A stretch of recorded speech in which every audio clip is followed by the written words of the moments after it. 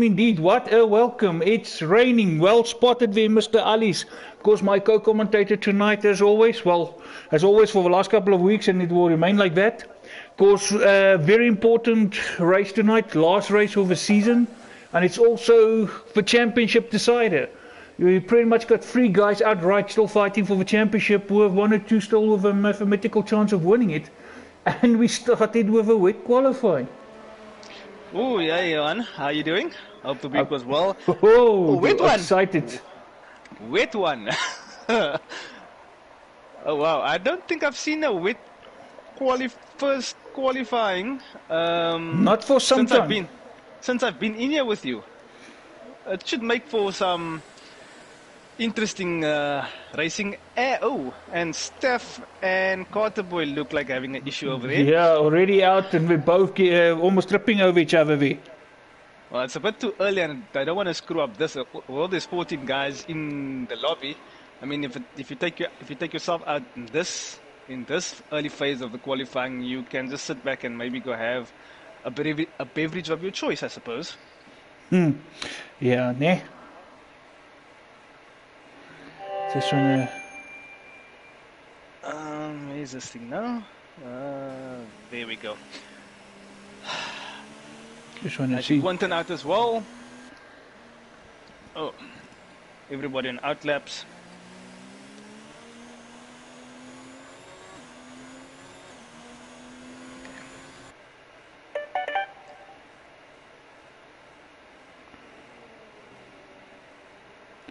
Trying to share a few streams there with the guys, sorry, so they can forward.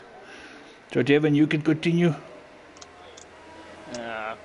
Steph is currently doing his hot lap, sector 1, coming up to turn 3 technically, because turn 2 is a little kink in the road, obviously, just before turn 3, between turn 1 and turn 3. And let's see, just right on board here with Steph or what?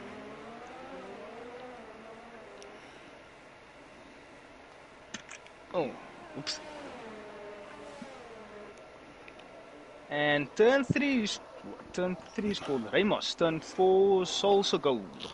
So if we're gonna remember that.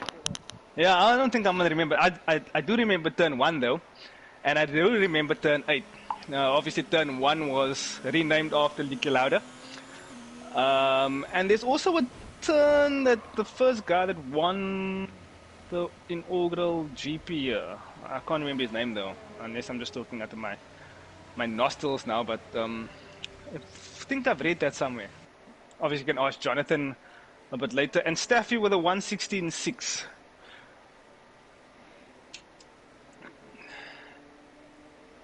Oh, Chen out on the outlap. We mustn't forget, he actually got his wheel today, and obviously driving for the not so. Yes, driving with a wheel tonight and not the pad. And funny enough, he actually changed his race colors. Of course, he didn't change his badge and stuff, so it looked like he was still part of Pink Boys there. A lot of already a couple of guys moaning, but he's not racing for the BPP like he did the last couple of weeks, standing in there for RZDV. So Chen, as you can see, his car is red. It's not the pink, so he's definitely standing in.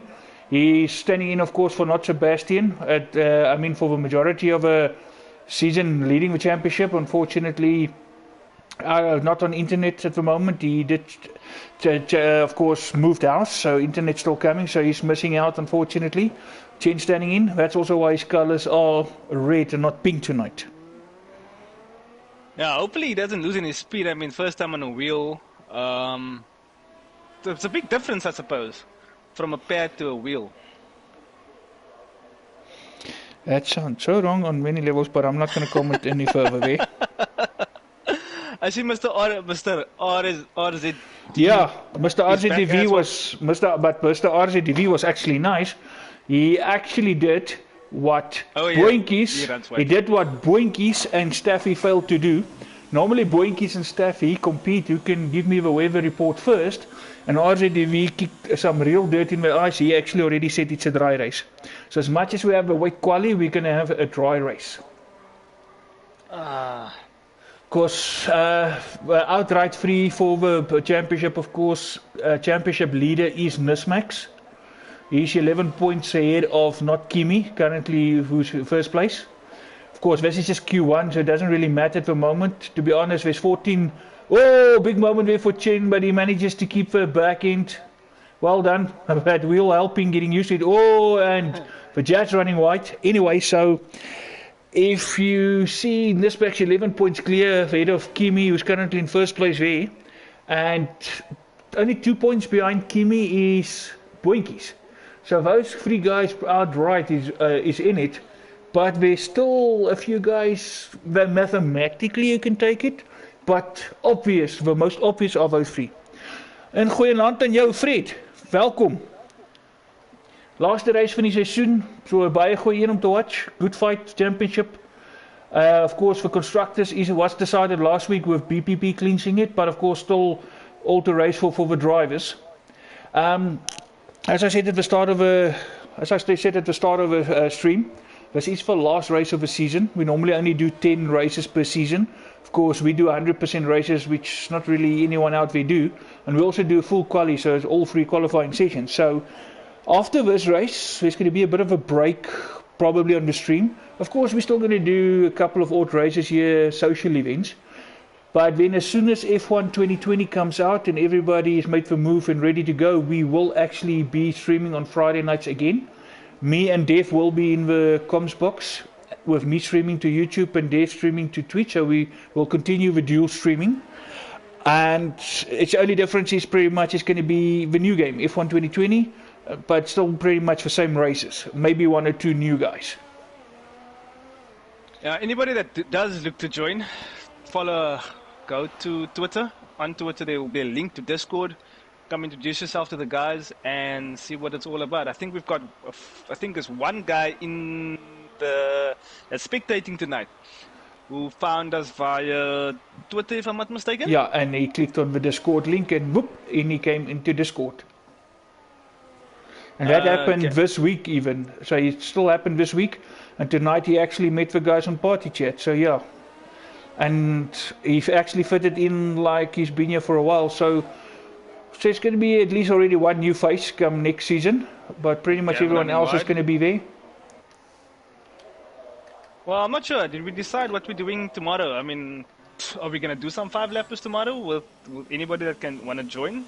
Open lobby for anyone? We'll see how it goes, because people nowadays are busy on Saturdays. Then again, you can't go to the bottle store at the moment. But yeah, you now can have a braai, though. Well, some people are actually already starting that, because with lockdown 3, they feel now life must return to some sort of normality.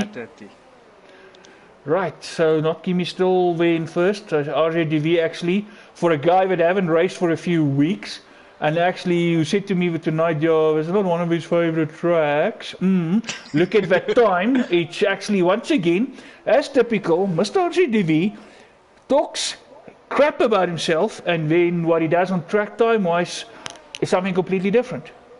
So every time this guy's going to open his mouth, I'm going to tell him, you lie, because whatever you say, what you do is 2 different things. Because again, he just improved slightly on that time. Instead of a 1:14.9, it's now a 1:14.7. Well, obviously the guys are not gonna, obviously not now, going to get the Q3 time or the pole position time for last year set by Charles Leclerc, which was a 1:03 flat. We're not going to see it in these conditions. Not in these conditions. But interesting enough, do you know who actually holds the lap record around here? I'll give you a hint. It happened in 2018. It must be Hamilton. Nope. It's a car that has a number 7 on it. Mr. Kimi Räikkönen holds a lap record around here at a 1:06.9. Bottas did come close last year. He had a 1:07.4. But Kimi still holds the lap record around here. It's the same in real life and actually on the game as well. You see it with esports. You see it here with what we do. Like I say, you see it in real life. It's just some tracks, some of the guys favor one track above the other. So there's actually some tracks where someone will pitch up and they actually are lightning fast, and just everything falls in place. So you see it in real life, you see it on the games. It's just someone have a personal favorite, so it happens. And that specific track is where you come alight. And Kimi had a couple of good races, good. I mean, tracks. If you look like what you just said now, the lap record as well. But of course, I remember this track when it was still the old layout, much longer through the woods. Yeah. Kind of like the old Hockenheim. Hey Nismax, ek hoop jy het jou shoe weer vir vanaand. Ja. No pressure, guys. So I would rather say let's not talk. I don't want to put pressure on the poor oak. Commentators are way to jinx, so let us rather not say anything. I don't want to jinx anybody's race, not tonight of all races. Yeah, I don't want to get to the Kalami 9 hour and there's an oak standing in front of me with a baseball bat because I jinxed his race. Hoping the Kalami 9 hour still goes forward. Gaff Peak actually coming closer to not Kimi. But at the end of the day, not Kimi will not be worried because for now, everybody's through to the next session. So there's no need to go out there and be brave. Because yeah, just one slight movement that you do on the wrong side, and you're off track, you crash out, and that's your qualifying session gone, finish. And we got support for Nismax. Hello Una. Wel, hy's in 'n baie goeie posisie. Ons het hoop hy bly koelkop. Ek klink nie of hy die jet fuel saamgebring het nie. I actually saw I saw a message on the Discord channel earlier with a Red Bull top and a Nismax logo on there, which was kind of quite cool. Actually, Nismax's pit girl arrived. Of course, Fats for wife, obviously true supporter. And it would be nice to actually hear from Yvette again, because a couple of seasons ago, that's actually been one of our biggest viewers, when she would actually sign on watch and she would participate. And yeah, she would always post a comment or two there and be part of a chat. So on that note, for everybody watching, thank you. As I always say, and what I prefer, by all means, please post some comments there, be part of a chat. Although we can't hear you, we can still see what you want to say. So you can type there and we will talk. So it's always nice to interact with you guys that way. And if you do prefer chatting on Twitch, the judge on soft. He's a judge on soft. Hold on. Yeah, but he's not out on track, so I'm not sure. But it's raining lighter, so maybe, just maybe, we might have a dry Q3. But would you? So my question here would be: would you actually go out in Q1 on soft and have the potential of hitting the barrier because it's not dry yet? It's not dry enough. There's still some water, and it's only 4.5 minutes to go. So no, yeah, I won't. I mean, you threw anyway, so I wouldn't necessarily take precisely. that gamble. No, precisely. Look, it's raining definitely lighter, but I think in just over 4 minutes for this track to completely dry it. No, I would sit back and wait for the next session. Now, Chen out, is running on board with Chen. Goeiemiddag, Mr. RJDV. Force is coming in. Force is coming in. No, but he sits in the pits. Everybody's in the pits except Chen. Yeah, Chen is setting a time now. Carter Boy doing exactly what you said now. At the end of the day, you know what it's no point in doing it because you can't be eliminated. Doesn't matter if you're the slowest. With 14 cars on the grid, you will all go through. Exactly. So just take it easy, I suppose. There, Rob confirms in any way what I say. Thanks, Rob. But as I can see from the pictures as well, it stopped raining. So Rob just confirming Q2 and even 3 is going to be dry. And of course, he already said earlier dry race. But 3.5 minutes, a couple of guys already started retiring. So it's pointless. Save those tires for Q2. So if it's going to be a dry Q3, any predictions on pole? If I see what this guy said, and if you look at Gaff Peak, what he managed, how many times in the last few weeks did you say Charles Vers and Charles Vat, Bahrain, and then last week, of course, we saw Canada. I'm going to say Gaff Peak for pole, and I'm going to go mid 103s or a very, very, very low 104. A 103, I mean, I know these guys were good evening, last Cole. week Shut up, Steffi. If you want to keep quiet, put your volume down. We don't care about you, you grumpy old dog. What was I saying? Oh yeah. Last week some of the guys shot over the pole time for last year, with some ease. So it wouldn't surprise me if we see the same tonight. Just want to call asking of any prizes for top performers. Cole, bragging rights, and of course people knowing that you are the champion. This is pretty much what we do our Friday nights. Guys don't go out there and get drunk. They rather get drunk in their own living room and do this. But this is actually what brought us all together, our love for racing, especially F1. So everybody is actually, getting online, play together. But it's mainly bragging rights and stuff. So there's no trophy or anything. But of course, when you look at the whole league, TnB as a league, these guys actually will be crowned the champion or the runner-up. And of course, and we do it a couple of seasons, of course, a season of 10 races, a couple of weeks maybe in between, and then we start another season. And we do 100% races with full qualifying, and not a lot of leagues out there do it. To be honest, I still need to come across a league that do it, other than us. I was just about to say now, I haven't seen anyone do 100% races besides TnB. I've seen obviously 50% races. Guys retiring. 25% races. A couple of guys did go softs, but they didn't go out on those softs by the look of it. They just changed the tyres, but a lot of them retiring. I mean, just a minute to go, so it's pointless. Everybody sits in the pits. A couple of guys retired, so we're just waiting for those in the pits to retire, and this session will be over. There's anyway no point in going out because you're not going to have enough time to come around and do a lap. So yeah, just waiting for those guys to finish or the time to run out. Unless you're an alien and you go around the Spielberg or the Red Bull Ring in under a minute. But obviously now it's a bit too late though. Ooh, DRS enabled. So we're going to have a dry Q2. Robbie called it. I see Muna out there, some support there for Not Sober. Muna backing his teammate. Well done, nice to see.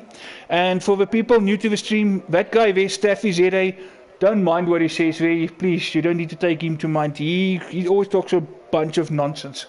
Except when he gives the weather report, because then he actually talks sense. So I can't see any of Steph's, any other comments besides the ones that are on Twitch though. Now you watch Twitch, I watch YouTube. And right. I see Nisma's had his shoey ready. Yes, Nisma's got his shoey ready, and he's got the champers. Of course, I'm not going to run through this, as we saw, just 14 drivers, all 14 made it, so this is just the dress rehearsal if you want. Of course, Q2, the bottom 4 will be eliminated, as only the top 10 goes into the final. And of course, it's going to be a very, very, very important, of course, pole shootout here. Any of the 3 championship contenders, if one of them gets that pole position, that's already 6 points extra. Oh wow, Steph, you're admitting that you are on those. Nice. You know what they say about cure? The first step is to admit. Of course, Steph is going to keep quiet now. He's going to get back in his car and go out and probably be the first one out on track as always. Now, just a reminder, I know we say this all the time, but so the guys that set the fastest, the top 10 guys that set the fastest lap time, they go through they start the race on that tire. The game mimics the real life scenario very well. There we go. Vian is spectating and this time on the stream. Of course, Vian, as you can see, Vian is the new guy that we spoke about earlier. He has joined TnB, and then from next season he will also be in the championship. Got the way out first. Yeah, he's beating. Surely that's Staffy coming down the pit lane now. Yep, Carter Boy beat Staffy. Wow. Yeah, of course, as Devin was saying, now with dry qualifying too, it is important. It is important to get the strategy right, because the tyre that you post your fastest lap in Q2 on is the tyre that you're going to start the race on if you've obviously qualified in the top 10. Of course, the bottom 4 will have a choice of tyre before the start of a race, so they can still tweak what tyre they want to start on. But the top 10, definitely, they need to be careful, don't want to take out too much of those tyres. And I'm surprised with a medium cold, seeing that it's a bit overcast and coldish, but you know what? Some guys just make it happen on the medium, so let's wait and see.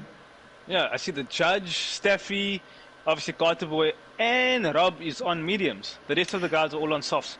Let's see how that Okay, goes. I just want to go here. Ziad, there's three guys, definite fighters for the championship. There's one or two with a mathematical chance, really, but things must really go south for those three. But the three that's fighting for the championship is Nismax. He's currently leading with 11 points. Then Not Kimi, they're in second place. And then Boinkies is 2 points behind Not Kimi. That's how it stands at the moment.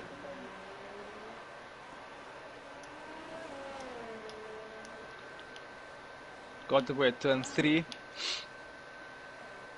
But he and Steffi are on the mediums. I'm not sure if that is a move for Steffi to counter him.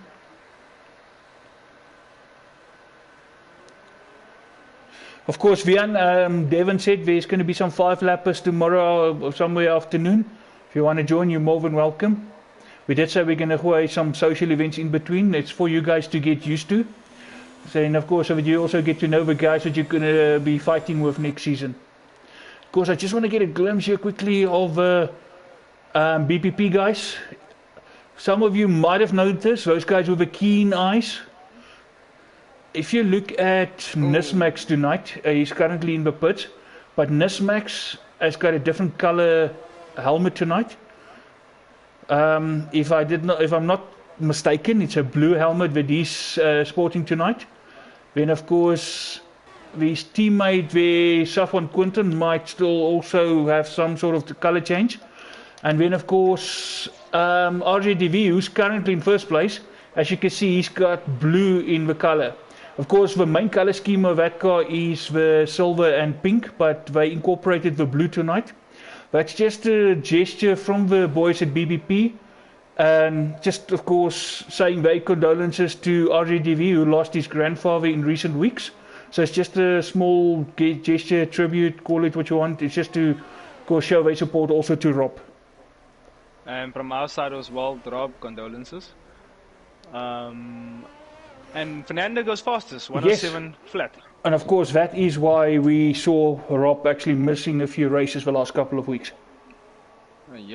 Yellow flag in sector 2. Just want to see what that's all about. But it's just someone who pulled over or just lost the back end, I think, a bit. I think it was Chen. Because Chen is the last car through that section, so maybe just a little bit of a back end stepping out. But he got it out of the way quick enough. Come Chen, of course, Guy that's on the wheel for the very first time tonight. So if he doesn't look tidy, guys, to just go to immediately get the wheel. I mean, he got the wheel this afternoon and he's already taking the wheel to the track. So he's not going to wait for afterwards. He's going to take some of this race. So it takes a bit of adaptation if you had the gamepad for a while and then make the move to wheel. I know also some guys, when they are used to the wheel gets damaged or something, they need to go back to the pad. Yeah, they also struggle. So it's not an easy thing. So Muna, yes, incredible connection did deliver. So we just pray and hold thumbs. The other incredible connection also delivers tonight. Ooh, AD goes second fastest. Good lap here from AD. Muna, I did mention to him earlier that to Chen now that he needs to put incredible connection on his sponsor car for ACC. It's non-negotiable though, so we hope that we see him do that though. Of course, just to remind everybody here, of course, this season, as you can see, it doesn't look like any of the F1 cars in color-wise. Of course, you can see the shape is pretty much F1 cars.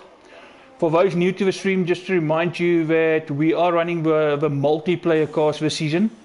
So every driver that plays online can do their own livery and color scheme for their car when they drive online, because when you do online public lobbies and stuff, you actually race with your multiplayer car, unless of course the settings is changed to drive with F1 cars. But then of course it's a fight who drives with Ferrari, who drives with Merc. At least with multiplayer cars, the cars are even, everybody's got their own color. So we decided this season to do multiplayer cars.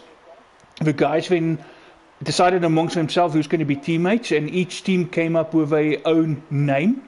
And of course, that team had to also come up with their own livery. So these color schemes that you see was what the teams designed themselves, and the names were also what they came up with. Of course, just to say again, if you look at Nismax, the championship leader, who is also on track now, him, Safwan Quinton, and RGDV, they are all in the same team, known as BPP Engineering. Then of course we got Foss, who's now currently in first, so 105.9.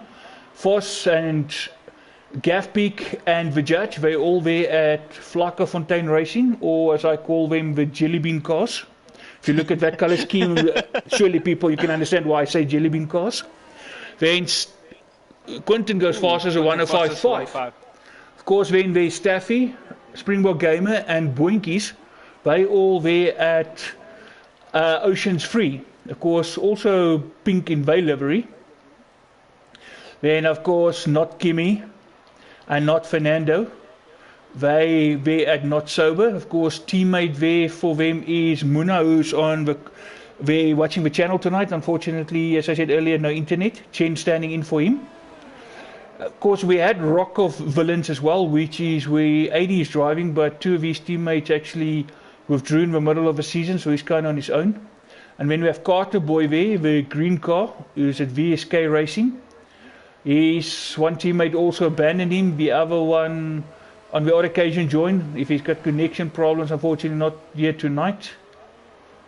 Unless he did manage to join. Of course, if you join late, you missed qualifying, but you can still participate in the race. Only thing is you start at the back. So let's see, maybe his teammate pitched up. Which is not a bad thing. I know we keep saying this, but starting at the back is really not a bad, because you can lose. You can't win a race in turn one, but you can surely lose it in turn one. But then again, that rule doesn't apply to certain people. I mean, look, last week, turn one, Nismax, got a knock, went into the pits, and still came back fighting. So. Now, he drove like a man position, of course, a safety cars galore last week and rain. And he had the perfect strategy. What was clear, what Nismax did last week, he made sure he kept it clean. He didn't get any penalties. And the guy who actually won the race lost the race due on penalties. And it must be said, not the first time this season. So it's not that the guys are driving recklessly or something. But of course, the settings we run is strict corner cutting. So even if you just take a little bit too much on that apex, it will result in a penalty. And some of the fast guys, unfortunately, that's the risk they take, because the one thing is the more straight you take, you make your corner, the more speed you carry. So, yeah, Nismax played it cool, no penalties, kept his cool after that first corner incident, recovered from him running in last place at one stage and just, played it out, stayed calm. And he fought all the way to second place and eventually the first place after the finish line and penalties played out. We're just riding aboard Nismax now, who's in Sector 2. Carl, yes, that is affirmative. We will do F1 2020 for next season. That's why tonight we're finishing off this season and hence a few weeks break. But of course, F1 2020 release early July. And then maybe a week or so just for everybody to adapt to the game and of course get the game and make the changeover. Then we resume this. We start for first season under F1 2020, probably mid to end July. Whoa, Staffy is going Tina Turner there. He's singing Private Dancer to the people there on the comments section. And not Fernando also with a decent time. Yeah, 105. And not Kimi and Nismax and Force, we're all in the 105s. I just want to see tires that the guys are on. So the top 7 are all on softs. I see Carter Boy went in to put on a pair of softs rather than the mediums. The Judge also went in. But still a couple of guys in the mediums. Still a couple of guys in the drop zone. So, of course, that guy there, surely that time was just a bench. Surely he can go faster. Carter Boy, if you look at those times, 106 is not a bad time. Staffy did his job, 107. He's not going to participate any further. Doesn't matter what happens. He's happy with his strategy. Not the first time this season either. Of course, Gavpik is on the outlap, leaving it very late to post his time. Of course, if he gets up to full speed, we will probably have a good idea now what more or less to expect for Paul. And does Max dive into the pits? Yeah, he's done enough. He's done enough. He's definitely through to the next session. Well, Staffy did take out 3 laps out of those tires, though.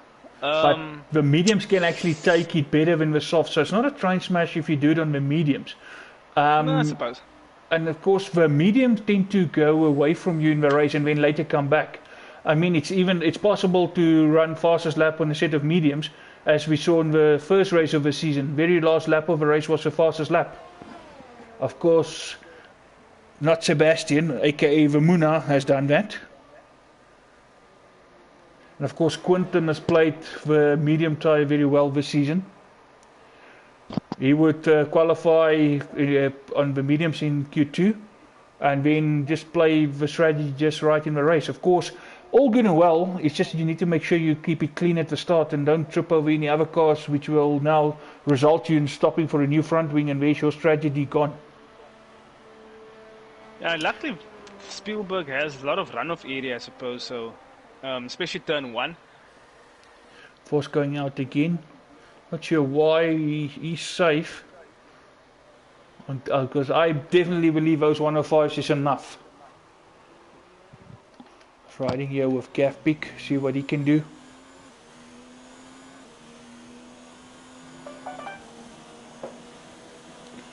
Last couple of weeks he was the guy on pole. It's just this team has got some weird luck, bad luck, whatever you want to call it. I've been last week again, front rope lockout, and then he went south in the race, and not the first time. So this team just have the worst possible luck. See, where is Force 6? Yeah, he's out. Gavpik with a purple second sector, coming around the last few corners. Take a bit of, runs a bit wide. Can he salvage? But of course it's not pole yet, so it's just to make it through to the next session. And a 105.1. 105.1. So probably mid 104s. High 104s maybe. Yeah, but he took out the extra lap out of those softs than everybody else, though. Would that hamper him? I mean, it's an extra lap. Not if you look after his tyres, but when he can't push as much, so it will. But it's also cold track conditions, it's overcast, so maybe not. For a full extent, we will only know later. Carl, interesting question you would ask. A couple of guys asked me that question, and the answer is yes. We will do, of course, the driver pairings. We run a podcast usually on Sunday evenings. We will do it on a live podcast where we will draw and draw drivers' names and of course the car. So that way we will make up the team, the driver pairing, and of course for which team they will drive. Then with the calendar we will do pretty much the same, 10 races of course, but the 2 new races, of course, Hanoi and Zandvoort, will not be in the draw because they automatically will be included. Of course, that is kind of like a thing we do, and we've done it before. The new track, definitely in the first season, because everybody wants to do the new track. So yes, Zandvoort will definitely be in there. More on that in a minute. No, Steph, we normally do a random 10, but not the next season. We will do a random 8, as the 2 new tracks will be there by default. Kevin with a 105.1. But Steph did say he will vote for the new tracks. Yeah. First for the 105.4. Yeah, the Flaka boys getting there. They're getting actually back up to speed now. They're doing what they did last week, prepping for a front row lockout again. The drop zone. Move. Whatever, Steph. Drop zone is Judge, Springbok Gamer, Steph, and Chin. Judge is in the pit. He's not going to go anywhere. Springbok Gamer's done. Steph retired Chin now, so that's it. all 4 of them is indeed actually the guys that's going to be eliminated. The Judge, Springbok Gamer, Staffy and Chen. Carter Boy managing to steal that last place from Judge by just a few hundred.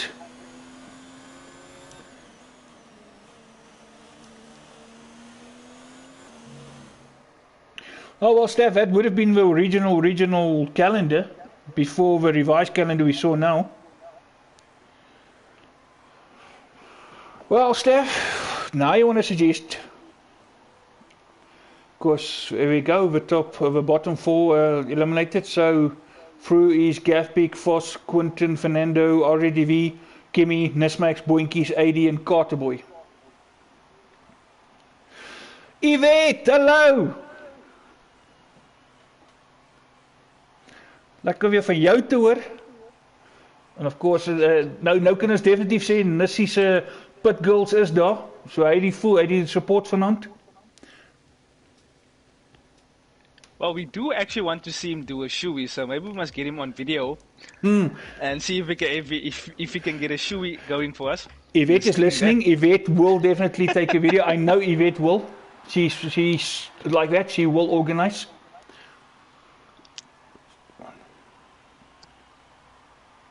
He did do the shoey last time, so I'm sure he will do it again. Yvette will probably be the one filming it. Okay, Q3, here we go. And Post is out first. Ek word nou net gevra het, Yvette. Kan jy dink, julle geniet elke oomblik met die mannetjie. Because if Nismax have his way, that's going to be a future Blue Bull rugby player, baby Springbok player.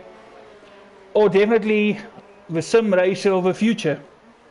By the time he gets to teenager, we're probably by PS10 already.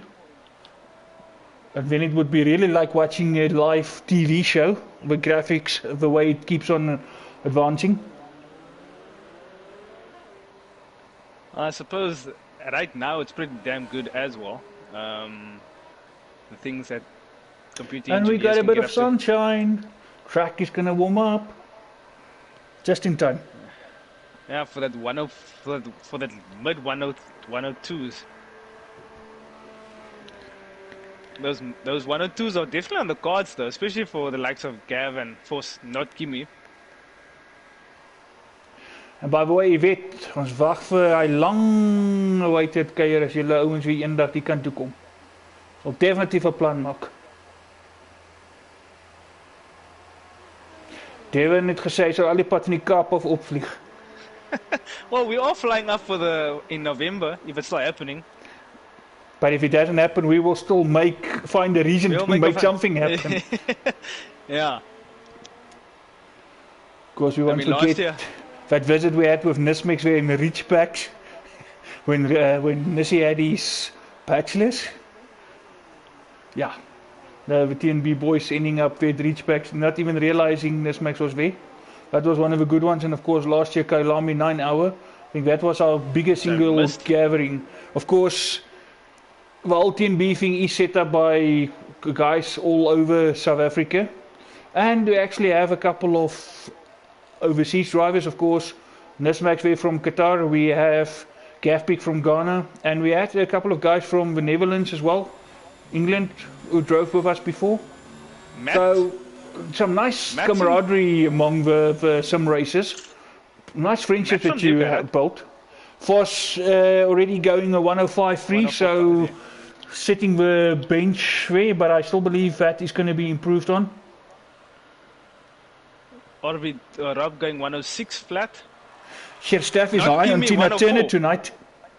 Gimme 104.9. There we go, breaking into the 104s. Here we go. Just making those Flocker boys aware. Just realize that it's not all about them. There's still other cars here. This match out on track as well. With his blue helmet tonight. Namesake, right? Say again? I said Kimmy wants to keep that namesake right there. Yes. With a nod. There we go, I like that, Yvette. Yvette saying he's keeping all the previous rigs. So as he keeps on updating and changing his rig, he keeps the old ones. The light is going to practice on it one day. He's going to be the next sim racer champion. Watch this space. Of course, going on how it is now, maybe have a career in sim racing do that for as a job. Come on, playing games for all, then you get paid for it. Why not?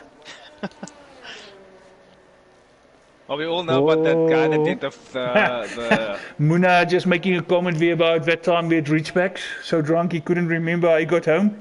Nee, Muna. Saf Quinton goes third fastest. Jy weet ons hou duim vas. Jy weet ons hou duim vas. Ons hoop hierdie stront is gesort en hooplik sien ons julle dan in Suid-Afrika volgende jaar hierdie tyd. Ons hoop so. Gelukkig as julle Pretoria toe gaan, is nie ver van my af nie. En natuurlijk die meeste van die familie is daar so nog natuurlijk. Ja, so it's heating up. So far just Kimi in the 104s, but still just under 7.5 to go. Nesmek's coming in, obviously he's going to just refuel and put on new boots. So is a couple of the other guys in there, that's why everybody's diving in the pits. Gav's still not putting up a time though. Yeah, 2 laps. So he's probably going to have to pit for new tyres anyway soon. Maybe he might be on his way to the pits now, put on a new set of boots, everything. Let's just wait. Not Fernando with a 105.4, sorry about that, Johan. He's really on the pace tonight. Even in second quali, he's just on the pace tonight. He's just very comfortable with his track, so let's hope for a good one for him also to end the season on high. Had a bit of misfortune. Yeah, he's just diving into the pits now. Boinky's also no, he is. Muna definitely is. Muna just saying where John is driving the wheels of his car, he is tonight. He's comfortable with the setup and being on this track. So he must just keep us up. Well, I think Kimi's race engineer is helping him tonight though, with that 104.9. Oh, that should say it, Gavpeak. But Gavpeak already did 3 laps on those tyres. 104.8. The fight is going to be between the 2 flockers and not Kimi again, like it's been a couple of times this season. Can Kimi spoil the flocker lockout party? Well, they're all in the pits now. Gav's just doing his in-lap, I suppose. Gavpeak in with a mathematical chance of winning the championship. Of course, Force will not be. Force is not in the championship running. Gavpeak is actually 4th in the championship at the moment. So if you take 30 points from Jan, it's going to be 222. But then Nesmax only need to get like 5 points to stay ahead of him. So it's very slim, but it is possible. Of course, Safwan Quinton, but he's 30 points there to put him behind, so he's out of it. And of course, not Sebastian, not yet tonight. So Gavpeak only a real outsider, but mathematically. But so it's pretty much going to be Nismax, not Kimi and Boinkies. Well, I want to add though, there must be something that goes catastrophically wrong. There we go, that one. With Nismax's race in order for him not to finish. Correct. And of course, if not Kimi for argument's sake takes first place, then Nismax just need to do 4th place. No lower than 4th place, and that's enough for him to win it still with a point. Of course, just keep in mind 6 points for the pole and 2 points for fastest lap. Of course, all of them pretty much Boinkies, Nismax, and not Kimi getting the extra 3 points tonight because of the 3 cars on the grid. Of course, with the multiplayer cars this season, we have 3 drivers per in a team. If all 3 pitch, it's bonus points for the team. So all 3 of them scored for 3 points, so we're still pretty much the same points difference as it was. So the only big decider here can be pole or fastest lap, the extra 6 and 2 points respectively. Well, we're going to have to be doing, I say we, but I actually mean you, have to do on-the-fly maths on a Friday night. Don't worry, I've got my stuff ready. I've got it all ready. Don't worry, Nismax already asked me why you think I have my scenarios worked out here. That's what I'm saying you. That's what I'm saying you. We, and that doesn't include me in this scenario. Because he's got the advantage. He's the one leading coming into this race. Yeah. So you just need to play it safe. No need to take unnecessary chances. Also, I suppose the yellow flag. 2 and 3. Guys, obviously. It's Carter Boy with a huge moment there. Oh, he's way off the track. Good thing there's so much runoff over there. Any other track, it might have taken a wing. Maybe No, a and, wheel. he's got no wing damage either. No, he got away with it unscattered, so he lives to fight another day. Gav pick out on the outlap, not Kimmy, still in the pits. Seth Quinton with a Quinton, 105. yeah, he actually went faster, so Foss will obviously, him and Kimmy will probably come out soon. I expect Nismax as well to come out. Carter Boy is giving up, he said that's it, enough is enough. So Carter Boy will start in 10th place. There we go, there comes not Kimmy. Let's see. Jumping into the pits. He fired Jeff, so he's got his original race engineer back tonight, if I'm not mistaken. Mr. Charles Glass is back as his racing engineer. Winkies into turn 5. Safon Quinton coming in. He might just have enough time to get this around and to go out and have one more stint. Not Fernando in the pits. Not sure if he's going to come out one more time. That's the only one I see currently. He's going. Winkies is going to. Oh, he's diving into the pits. I thought. The way he's going into the pits, it looks like he's actually going to set up get a new pair of tires and go out again. Yeah. Because he's got invalidated lap, so might as well dive in, get a bit of fuel, get tires, but he's going to have to be quick about it. 1 minute 40 to go. And it takes about 106, 107, depending the speed that you do to go out. And you don't want to go out too quick because you don't want to take too much out of your tires on your outlap. Here we go. So not Fernando's on his way again. So he's gonna. Yeah. So it's pretty much one lap. Force is out. Force might actually get in, and Force might actually get in another lap after this one. Of course, out lap, hot lap, and then potentially another hot lap. Well, also depends if they do invalidate the lap, they'll probably just back off. So leaves him a bit of a buffer. This makes the man of the moment. No pressure, just a lot of support tonight. But he always had a calm head, so I believe he will not crack under pressure. It's just the one race so far this season that he retired, but that was because of no fault of his own. That was AI taking control of the car that disconnected, and then actually drove in front of him at the worst possible time as he was coming around the corner. Nowhere to go, and bang, and that was the end of that. That is why we also have rules for guys if they want to quit the race, drive into the pits and then retire. Don't just leave your car on track for the AI to take control of, because AI can affect some people out there. Happened before.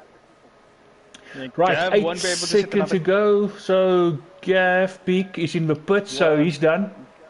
Safon Quinton's in the pit, he's done. Boinkies is done. There we go, as you can see, Gav Peak, Boinkies, Quinton, they done.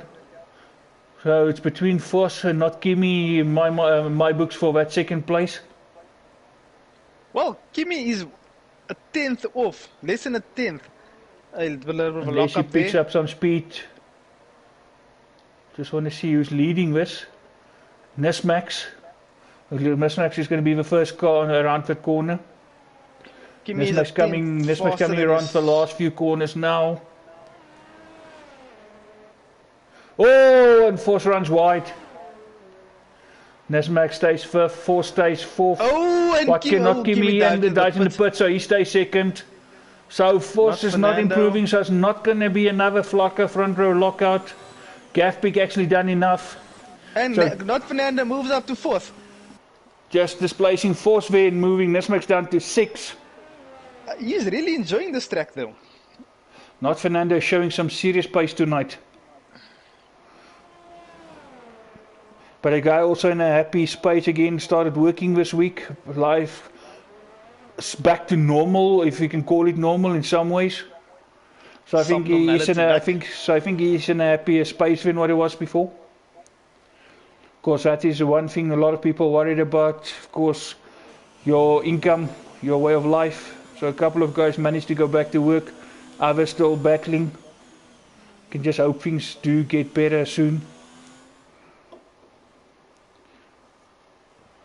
And there we go, just confirmation of your top 10. Of course, top 3 goes to Gaffpeak, Not Kimi and Quinton, followed by Not Fernando, Vos, Nismax, Boinkies, RZDV, AD and Carterboy. Of course, Gaffpeak getting that extra 6 points for pole position. So that 6 points is out of a mix for the top 3. As it is now at the moment, Kimi is going to be in front, then Nismax and Boinkies right behind Nismax. So 2 of the championship contenders were right with each other at the start of this race. Some interesting times coming up. Like I said, we're doing maths tonight. That be you. But yeah, let's see. It should be a good one. It should. Ooh, do I hear a beverage on that side? It's a cheers. Well, the store's opening up. We've stocked up on beer again. Well, right. So if we look at it, Gaffpeak already got his 6 points, so that takes him to 198. And if he should win, it takes him to 228. 10 points clear of Nismax. Of course, that's before we bring Nismax's points. Of course, Not Kimi, let's say he finishes in second place, we qualified. That is 25 points. That takes him to 232. Now, Nismax at the moment is currently in 6th place. Now, 6th place means 16 points. That takes him to 234. So, that still gives him 2 points clear of Not Kimi if they were to finish where they are now. So still looking good for Nismax at this stage. Of course, Not Kimi then will need to get fastest lap to get that extra 2 points to be even.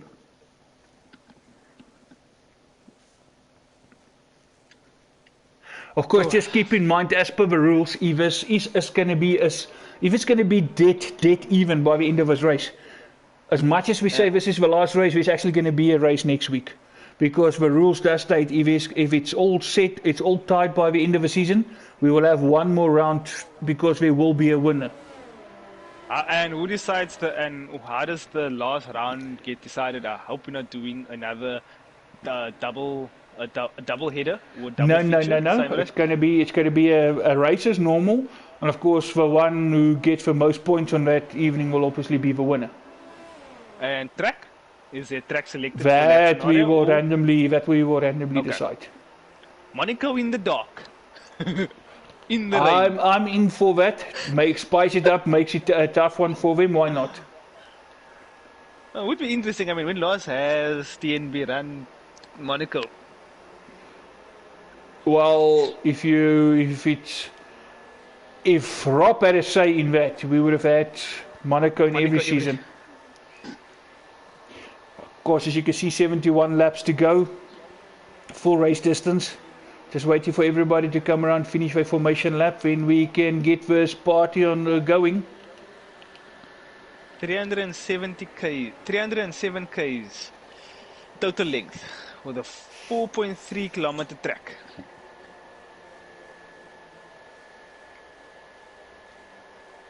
That should be good. It should really be good. The last few corners now. Of course, Nismax he actually got his wingman there, RZDV.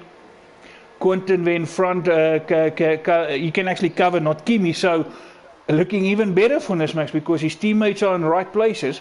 Nismax is just there of Boinkies with his teammate behind Boinkies and the other one covering Not Kimi. So, well done by the BBP boys. Not sure if that is planned, but it worked out nicely. Pretty much everybody's lined up. We got a green flag. Watch for the lights. I got a nice camera angle though. This is good.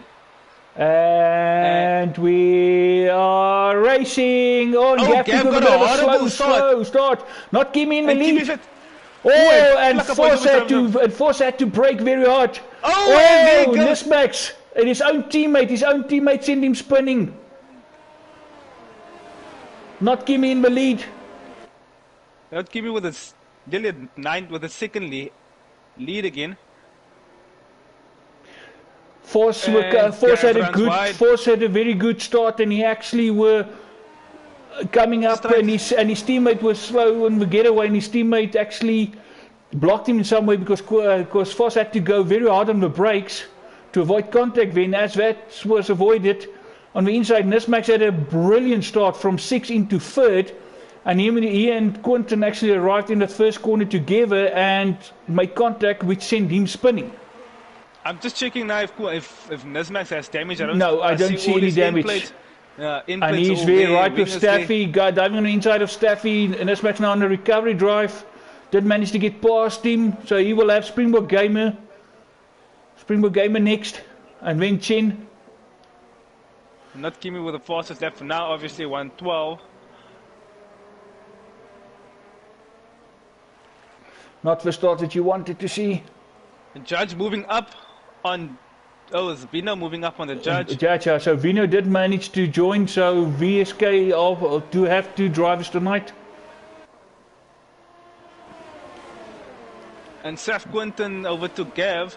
Gav, don't know, I didn't see what happened there. But Gav coming back at Quinton. Yes. I think Gav just made a slight mistake there, but Force is also right there. The Flacco boys are on the hunt. Boink is up in 5th.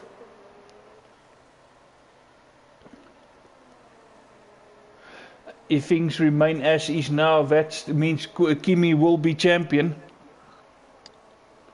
It's a long race, 7... Was that 69 laps to go? You said it. You took the words out of my mouth. Of course, 69 laps after this one, a lot can still happen, and it usually does. But don't rule out those safety cars. And on a mission though. And the penalties. Safwan Quinton goes fastest. He's chasing Kimi. Safwan Quinton will have to do something here to make up for that mess at the start with his teammate. I think also maybe misunderstanding there who was where. Shin having a little bit of a Nismax obviously fight with... Nismax was much faster. He obviously felt he could take his teammate. I don't think his teammate expected him there, not at that time in that corner. Nismax definitely on the charge. He's now up to 11th, chasing down RJDV, his teammate. I'm sure RJDV won't fight him too hard. With Nismax obviously, with a better opportunity here. Team strategies can also come into play now.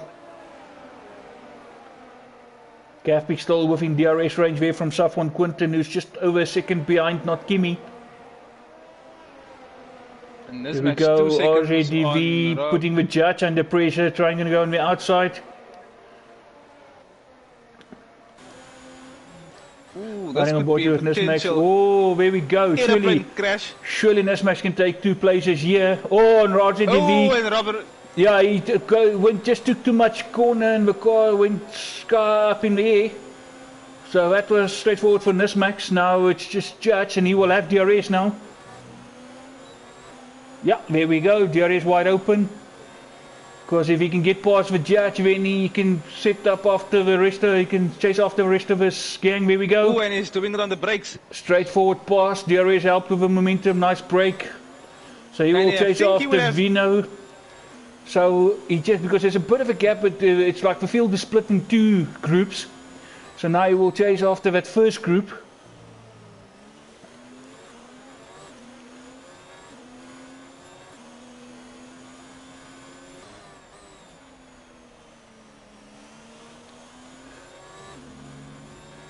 Don't see any. Of course, 9th place. 9th place is 10 points. 9th place is 10 points, and with his 11 lead, that is 21. That still means Kimi by 9 points, so he still needs to make up a few more places. Vino is going fast, so Vino should be able to pull him through as well. Force for the 3-second penalty. Gav, let's see, Gav on the brakes. Oh, and Gav overshoots, runs wide. But he's got the place back. But there's now almost a 2.5 second gap between Kimi. So if these guys can trip over each other, they still have anything that can happen from behind. Like we said earlier, Nismax had a brilliant recovery drive last week. He already made up like 6 places, all the way from 15th into 9th. And he will keep fighting. I won't be surprised if he might fit in a longer strategy. But also this track is not that abrasive, so you can do a good 23, 24 laps on a set of softs. But just remember, these softs already had one through one cycle through it. Yes, it has been through one heat cycle, and of course it's still heavy fuel load as well. So might be not a bad idea to go mediums on the next stop. Ooh, force spitted. Yeah, force. I think there might be some damage. Yeah, front wing damage, front wing. Got a new wing going on. That promotes Nismax into 8, but of course Vino and AD also move up places. And Not Fernando and Boinky's fighting here.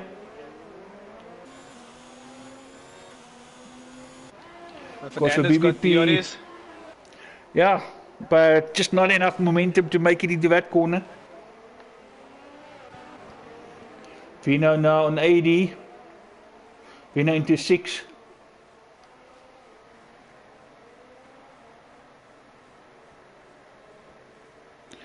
Sorry, I know we said it, but of course we're going to do it live. But 8th place means 12 points.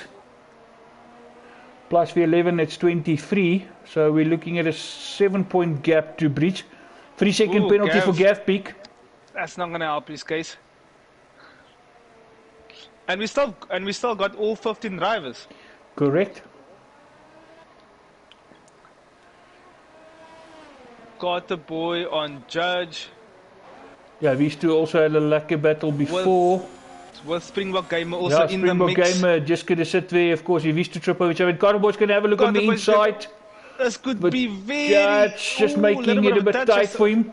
And of course, Springbok Gamer's got his teammate Westaff just also staying close contention. Carterboy's going to have a look on the outside. And he runs on the runs on the grass. The Judge just not leaving him enough space. Told him no. Now he overshoots a breaking point, and surely both guys from Ocean, there we go, both of them making it through.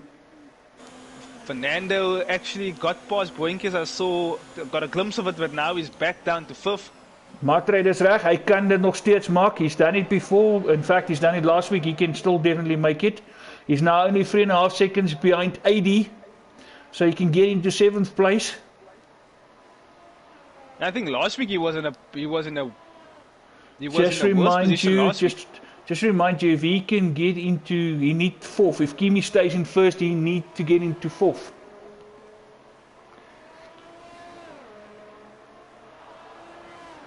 And there we go, some support fire for Vino as well. There we go. And yes, Siran, he actually have it in him. He's actually been up here with the fast guys.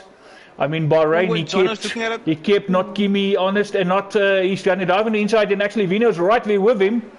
Vino can actually smell another position, and so does Vino. Is he going to make it? Riding on board here with Vino. Not Fernando, and he does, and now Vino's going to snap, and Vino's actually going to have a go here. Vino's actually going to take Boinkies. Boinkies just don't have an answer.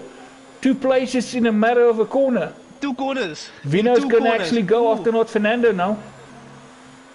Let's see if Fernando can get away, but very well done by Vino's not going to let him get away. Vino has got pace. Of course, if Vino can actually, I believe if Vino can drive every race of a championship, he's got the potential to win a championship. I definitely.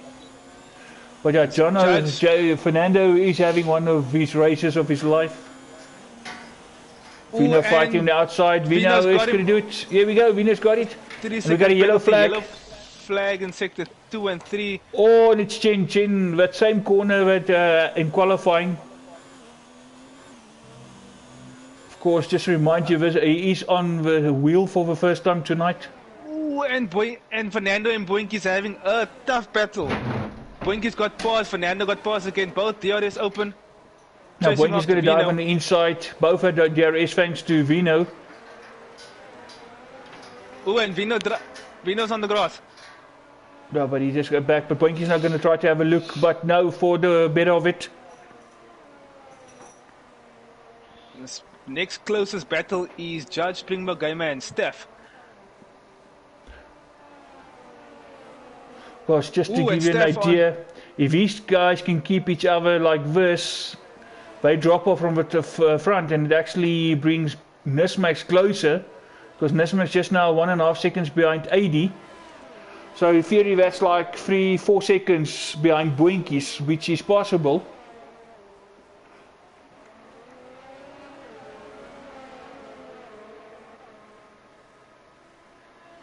Okay, so Kimi's Yeah, got a so 13-second. I'm actually going to go out and say, Sarah Ann, that's probably the lady in Vino's life. Because it's only the lady that can speak like that. Complain about the racing and yet still when she watches it, finds it exciting. Nice to see. No, you see, that's the lady's prerogative. But I still say if Vino pitch up every race and it's like this, Vino can also challenge for a championship. And I mean, if we look at Bahrain, Vino and not Kimi fighting all the way for, and I mean 100% race. I can only imagine how those two felt after that race, because there wasn't much in it. Vino's chasing after Gafpeak. Gafpeak unable to hold on to Quinton. Quinton also just falling off a bit from not Kimi. Steph and Nesmax now in DRS to 80. Still fighting. Coming down to Red Bull Mobile corner. Going up to can feel the pressure.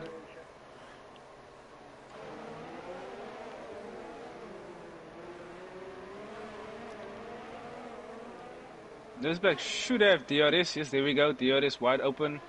80 shouldn't fight too much though. No, I don't think so. Here we go. Making the move, driving onto the inside. Nesmax now into 7th. Makes it look very easy. 3.8 seconds behind Boinkies, and while those three still fight, and as it is, not Fernando still within DRS from Vino, hanging on. Boinkies hanging on to him, so they're not dropping each other.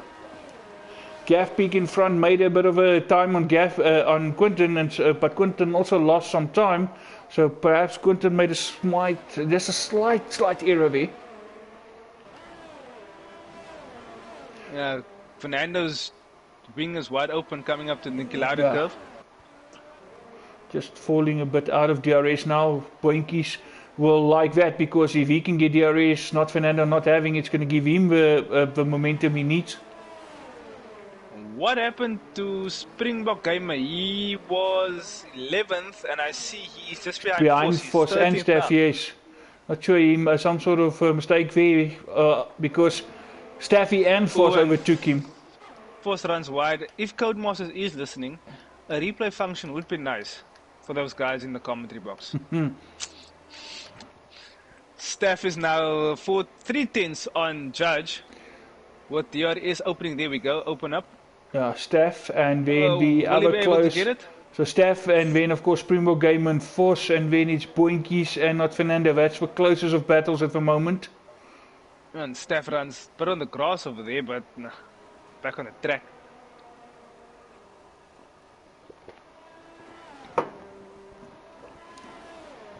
Of course, the support there in Nismax's corner. We'll be hoping that these guys in front can catch not Kimi. Because if he drop a few places down, it will help Nismax's course. Nismax just dropping off from Boinki's gap is opening up. Not sure, I think that tire is nice. Ooh, Steph nearly ran into the back of Judge, but he should have Judge on I know what Steph, I know what Judge would have told him. And DRS opens once again. But Force right there. Force right there as well. Force also on a recovery drive after that early wing damage. So almost picked up wing damage again. Very close way to the back end there of Staff.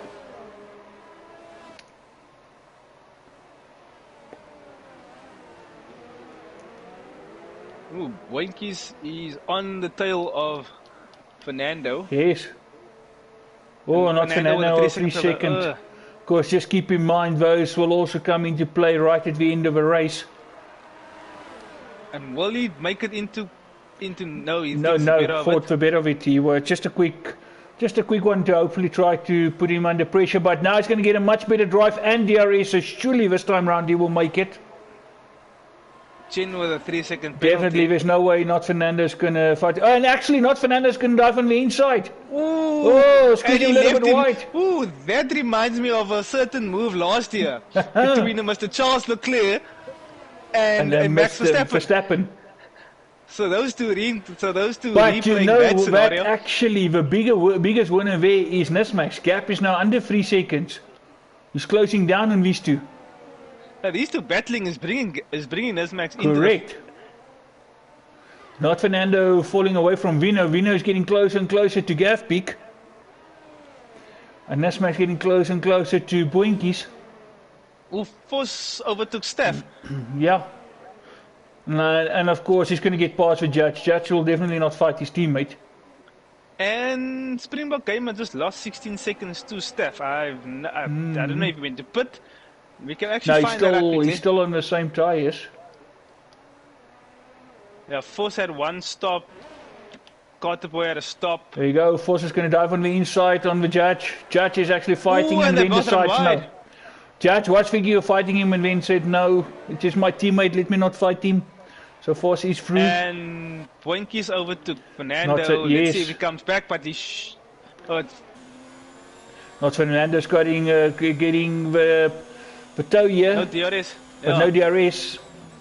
And Goes on the outside. Boinkies covers Koenig that. can undercut. No, it's not going to happen. Nismax now 2.5 seconds behind. Vino just breaking into DRS. Quinton not able to hold on to Kimmy and Gapik just closing a little bit to Quinton. And now he's going to actually have Vino to contend to very soon. I'm sorry that we keep staying on Fernando and Boinkies here, but this is actually a very good battle currently. Yeah, These two has been going at it. I'm up and down the place because there's a couple of battles tonight. Oh, and Gapik runs wide. Surely that's going to allow Vino through. Vino's got DRS. Coming. Vino's going to go on the outside. Vino going to dive. Surely this is enough for Vino Vino. makes it back. Yeah, Vino's going to make it. Gapik Even should before try the the turn. outside. But Vino got a good drive. Vino will be chasing after South on Quinton now. Gav's got DRS. Ooh, yellow flag. Oh, no, in yellow sector flag. 2. Approaching that same corner. And Vino locks up a little bit on the front right.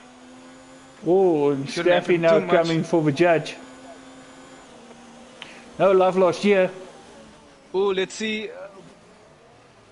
Oh, and the Judge and closes Judge the door. squeezed him. It's in his right though, the way I saw that. We haven't seen much of a leader tonight because all the battles happening behind him. He sits now Yeah, with a Kimmy's running 4.5 away. second gap. But 17 laps he's- 17 laps in, no safety car yet. I don't want to jinx it, but And we've surprise, got all, surprise. And we've got And all Gapik is in the drivers. pits. Gapik is in the pits. What happened there? He decided to stop and he's putting on a brand new set of softs. I don't But out didn't of see sync the with damage. but out of sync with the rest of the drivers. Nismax finally running almost where he wants to be in 6, under 2 seconds now behind Not Fernando. Ultimately, you would like to get past Not Fernando and Boinkies, and then if he can keep that 4th place, that's all he needs. For low as he wants to finish his 4th. Ooh, and Steffi getting a brilliant drive on Judge. Let's course. see, will Steph look at it? 6th place is 16 plus the 11 points lead is 27. So there's still going to be 3 points in Kimmy's favour. Even if Nismax gets fastest lap, it's 29, still 1 point. So he still need to make up another place or 2. Because 5th place is 18, which will make it 29. And So, and Carterboy of course is tired. 30 is still 1 point. Yeah, we got our first retirement. I wonder what happened. Yellow flags, but no safety cars. But it looks like he retired in the pits. Unless he came in and retired, but no, it looks like the AI might have taken control of that car. Oh, on force with another penalty. No, there the car stops now. Yeah, no, that car's retired now officially at the end of the pit lane exit. Still, luckily, no safety car.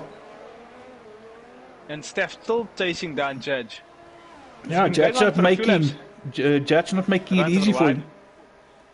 But Steph got DRS, and he's got a much better drive out of turn 1.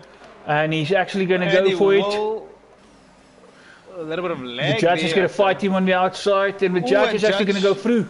The judge also very racy tonight. Him and not Fernando left it till the very last moment. Not Fernando back into DRS, outside, inside. So not Fernando and the judge brought the racing boots tonight. Definitely. They're going to end the season on high. If you did want to see the Nesmax in the pits. Tonight. Nesmax coming in. Wonder if he's going to go for a longest next stint. Oh, gap pick, 3-second penalty. No, Nesmax. Yeah, Nesmax. He's going to go for the longer second stint. Actually, I believe that is a good call. Because if he can pick up pace here on these tires, and those guys can have to pit while he stay out. Just heaven forbid there's no safety car, but even if it's a safety car, it will still play into his hands. Because he already pitted. Ooh, and down into 10th, but all of these guys in front, still have to stop. Of course, Foss is on 13 lap old mediums. Oh, he's got. Well, then there's Gav Peak. 35-second lead over, not Kimi. Over himself, over Nesmax. Yeah. Yeah, but still, there's a couple of guys with an old soft, which is all going to probably dive into the pits very soon. With a pair of mediums, I suppose. Now, you can see mixed strategies here. Because Gaffby couldn't wait to get back out on the softs. And Vino is right on the back of Quinton. And Boinkies, Mr. Squinkies, he's got a penalty. Pressure. Vino fighting for that second place. And I can tell you, if he gets past Quinton, not Kimmy's going to have his mirrors full of Vino soon. And that's exactly what the boys at BBP want to hear. Back into the Vino don't want to fight Quinton too much, because the longer he stays here, the further Kimi gets away.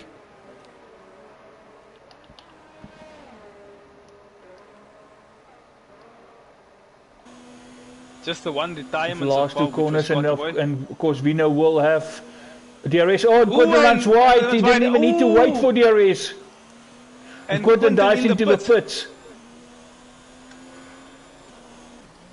Not sure if there was a bit of contact. Kimi in the pits as well. Not Kimi as well. Oh wow, that was a brilliant shot over there. That I actually never seen Vino. that camera angle. I think Kimi just went in not the pits Kimi is cover. actually not Kimi is countering. Nismax is also went out on the mediums. Quinton also went out on mediums. I wonder if these guys are listening to us. I mean, I know Nismax is watching. I'm not sure about Kimi, unless Kimi's got his race engineer in his ear. Ooh, and Fernando back into DRS zone on Boinkies. Of course, all three in front must still stop. That will release Kimi. AD must still stop. That will release Gav Peak. Ooh, RZDV actually got 6 tenths. He's right on the back of Gav.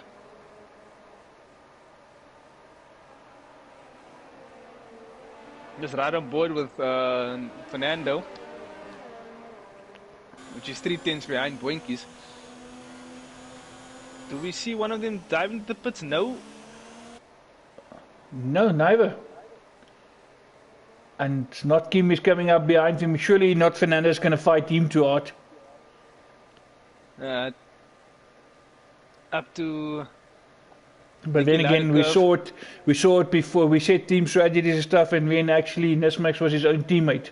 So let us rather not bargain on that. There we go, and not Kimi. Kimi just not Kimi passed, and not Fernando was not fighting him. And now he's going to go have a look on the inside of Boinkies. Boinkies running wide. Surely this should help, not Fernando as well. Boinkies coming back, but Kimi's got the better drive. Sorry, not Fernando. And Kimi does it. And not Fernando is through. Not Kimi, actually nice teamwork there from Not Sober, the one helping the other. Oh, not Fernando running wide a bit. Ooh, Judge under 10th. Ooh, and Judge makes it through. Oh, and Steph actually gets this maxing back into 8th place. As RGDV and AD stopped. Rob had a brilliant drive. Two places in that one corner. If Force can chase down Quinton and Nismax hold on, that will also help him. Vino's into the pits, he's also going on the mediums. So it's actually not a mixed strategy. The only odd one out here is the peak so far. Boinky's going through, but he's staying out. Not Fernando has stopped. And he goes on a pair of softs. Yeah, same strategy as Gav Peak. We know 4th on those mediums. And Fernando is having a brilliant racer. Nismax into 7th. From that. Yeah, Nismax actually made up another place with that strategy. Made up some time. On Judge. Steph is still trying to again. Oh, 3-second time penalty. Steph just not able to get the job done here.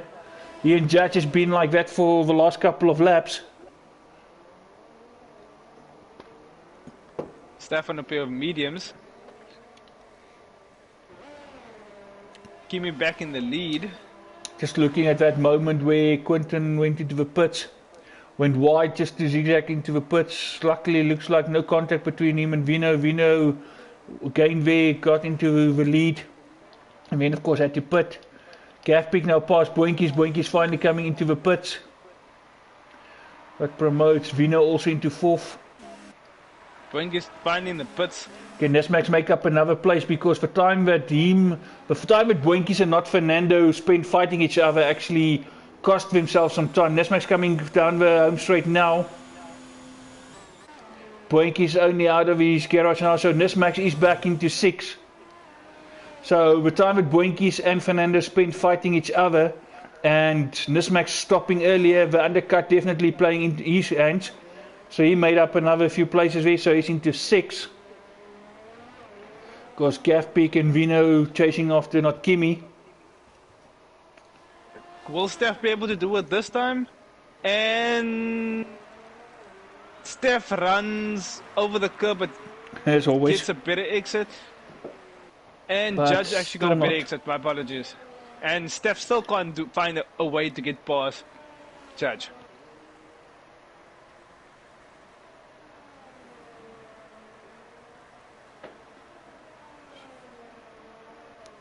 So, just as a matter of interest, if Nismax stays 6th and not Kimi goes down to 2nd, it's actually Nismax's championship.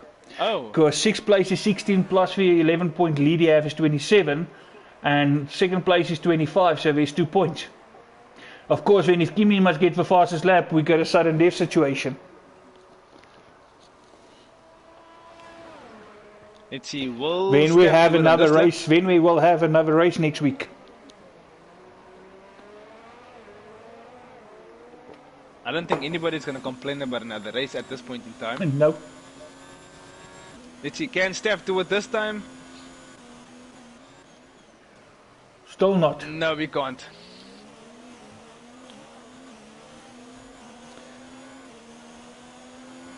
So Nismax potentially can be safe where he is, provided not Kimi falls one place. Of course, if not Kimi stays where he is, Nismax need to make up 2 more places. He needs that 4th place. Well, Kimi's running away. Ooh, oh, yellow flag, yellow flag. Kimi with a 3-second penalty. And Nismax so far nothing, so that can also help. So maybe the Judge would actually... Judge and Staffy still... They're still battling. Staffy just not able to do something about it. He will have DRS again. But as I say, that much better drive, but just not enough momentum. By the time he gets to the end of the straight, he's just still too far back. Here we go, into this famous corner again. This is where most of the attempts for passing was. Again, he's got good momentum, but not close enough. Nope. And he'll have to wait for another, unless he does it into turn 4, but he's way too far back. Yeah. Sarah Ann just saying there, except the wives might complain about another race. Yeah, you know, you want to race with boys, but you also need to keep Mrs. happy, yeah. It's just that fine balance. But of course, the nice thing about us doing this, as much as you say, oh, you're in front of a PlayStation, at least we're not out in the town, you're not out drinking with the boys, you're back in the comfort of your own home, and the missus know where you are. And you stay out of mischief. Oh, Boinky's falling back from Fernando a little bit. Gained a little bit on Kimi. Vino actually closing down Gaffpick, even if Gaff is on the softer tyre, but Gaff almost have to stop again. That really might cost him. Of course, his teammate already 21 laps on those mediums. AD having a good race as well. 2 tenths. Oh, and AD just lost it there. Trying to see if there's any damage. None. It looks like the rear just stepped out on him. Of course, now it's about teammates as well doing their part. Sorry, I don't want to say it, please guys, don't get me wrong, I'm not that type of person. But just now, just to play devil's advocate here.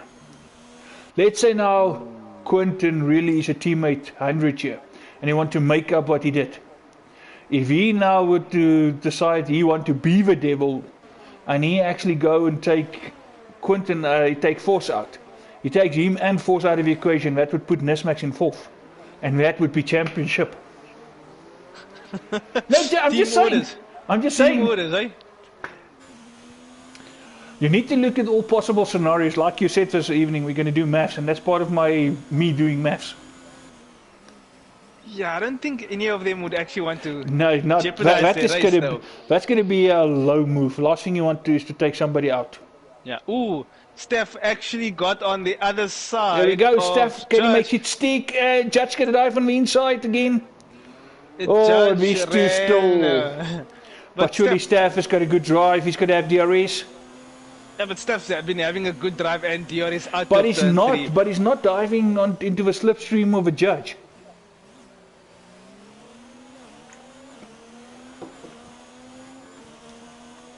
Gaffpick taking out some time out of Kimi. A huge chunk this time. Oh, not Fernando, because this is now obviously where the penalties will creep in. And of course, Nismax falling back to 4th, but so far no penalties from Nismax. I think out of the top 5, and Devin, you can help me, out of the top 5, only Nismax, well, sorry, top 6, Nismax and I think Vino, with no penalties. Kimi's got 1 penalty. Yes, correct. Gaffpick's got already 1, 2. Gaff's got 2. Yeah, that's 6 seconds. Vino's got 1. Okay, so there's 3 seconds. Quentin's got nothing. Okay, so it's Nismax and Quentin then. And Force has 1, 2, 3. Force got 3. Nismax has none. No. Yeah.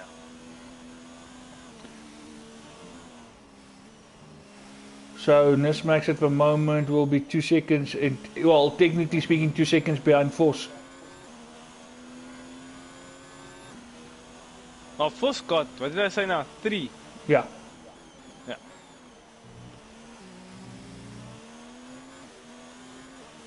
Ooh. And these two still fighting. Hey, those two. Can't help but to think if this might end up in tears. Eventually one is going to get frustrated and then it's going to get the car in the wrong place. But again, good drive out of the final corner. Do I see a dive bomb? But as I say, the frustration. Oh, nice for good. Judge slightly wide, but Steph just too far back again. And it's his Steph. Meantime in front, not give me open up a gap. Surely Steph will have a go. No. But Jeff just so much later on the brakes.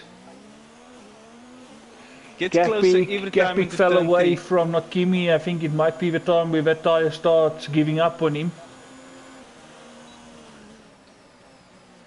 Let's see who's on what tyre. So Nismax is 21 seconds behind Kimi. Yeah, but if Gaffpick picks, which probably will be in the next 3 laps or so, then surely Nismax will move up into 5th place as the guys in front will move up 1 place. Then Voss will obviously have to pit soon as well because already 25 laps. So this is where Nismax will really have to capitalize. If those two Flacco boys are out of the way, then he can finally be in that 4th place where he wants to be. Just see the judge. There we go, Staffy with a good drive again. This time he's using slipstream, getting closer and closer. A bit of lag there from the judge. Staffy's going to go on the inside. Oh, and there's contact. There's contact. I don't. You know what? I can't overstate, but we called it. We knew there was going to be contact. Wind damage. Yeah, because as no in-plate. As they made contact, it actually sent him straight to the barriers already. No in-plate on that car though. The judge being a real feisty bugger tonight. I'm sure there's going to be some words there. Well, Judge, Staffy and Springbok still hadn't stopped though. So... Showing force how far those guys. Oh, and Vino with another penalty, so that's also now 6 seconds for Vino.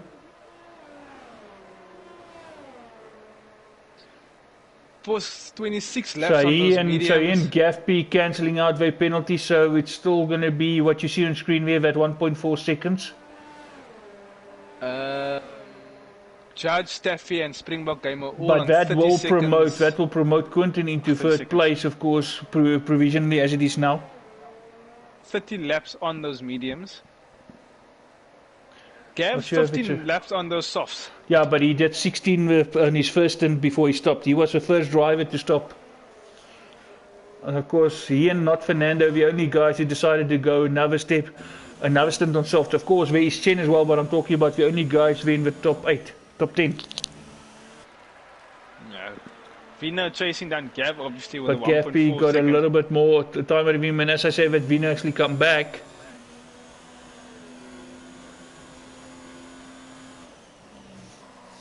Oh, Gappy with another 3 seconds, that's 9 seconds. Of course, now keep in mind, now you need to look at these things. If these guys get more penalties as we progress, Nismax keeps it clean, he's actually going to make up places at the end when these penalties play themselves out. Exactly. Kimmy's having a... Oh, Boinkies with another penalty. Mr. Squinky's already 2 penalties. Even Quinton obviously known for no penalties. But then again, you can't count out Nismax either. Nismax also not high on penalties. And he showed it last week as well. I think one of only 2 drivers last week who had no penalties. Oh, I must go check. I must go check the stream again. I can't remember. But I know Boinkies had penalties. I think there was 2, but it's definitely one of them was Nismax. Nismax had no penalties last week. That's how he jumped, of course, forced at the finish line.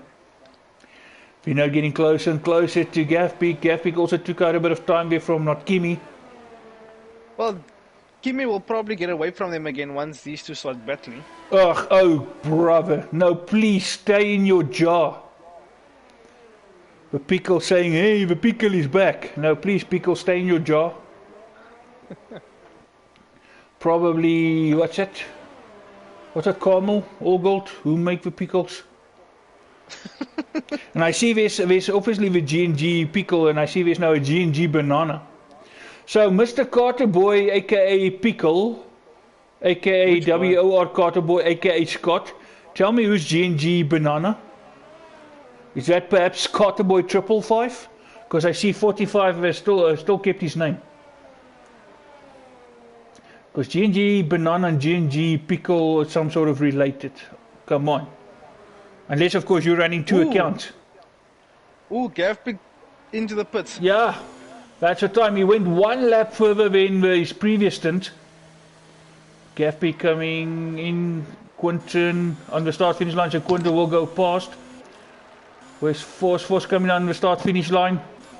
Okay, Nismax also, Gaffbeek is on his way. Nismax is coming. First corner coming up. He is technically ahead. Nismax is ahead of Gaffbeek. Gaffbeek finally on the mediums, but Nismax into 5th. Let's just now watch out for Gaffbeek.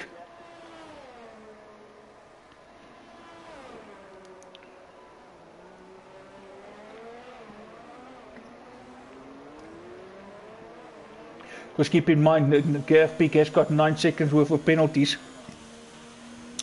You see, Mr. Pickle, I know my stuff.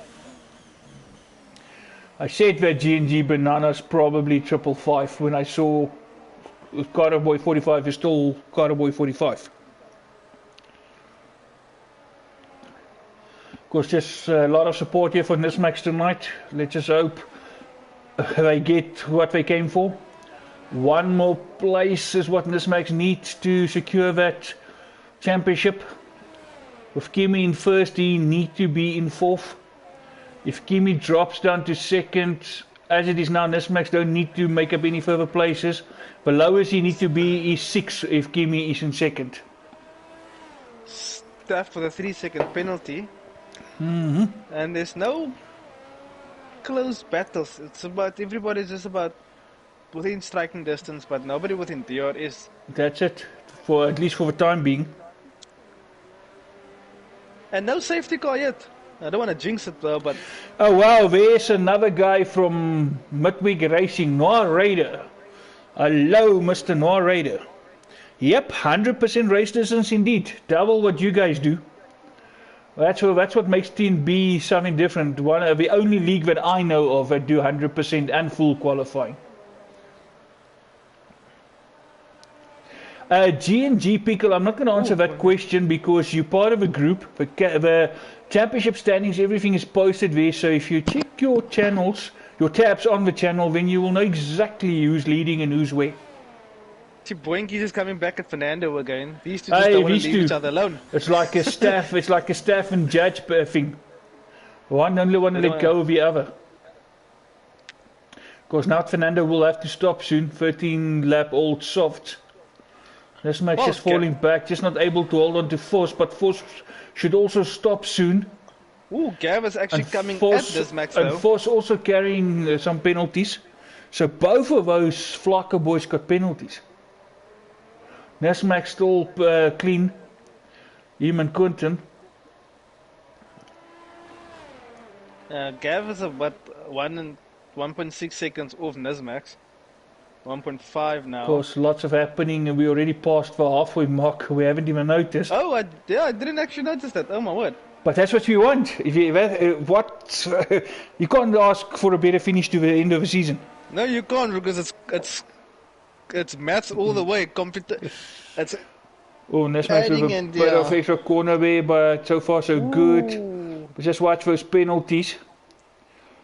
And I believe he will know Gafbeek has got penalties, so he won't want to fight him too much. Well, he doesn't want to get Gavin away. No, don't want. The last thing he wants is to trip over another car. Because Force will have to pit soon. And sooner or later, his teammate in front will have to come and play. Gafbeek will have DRS now.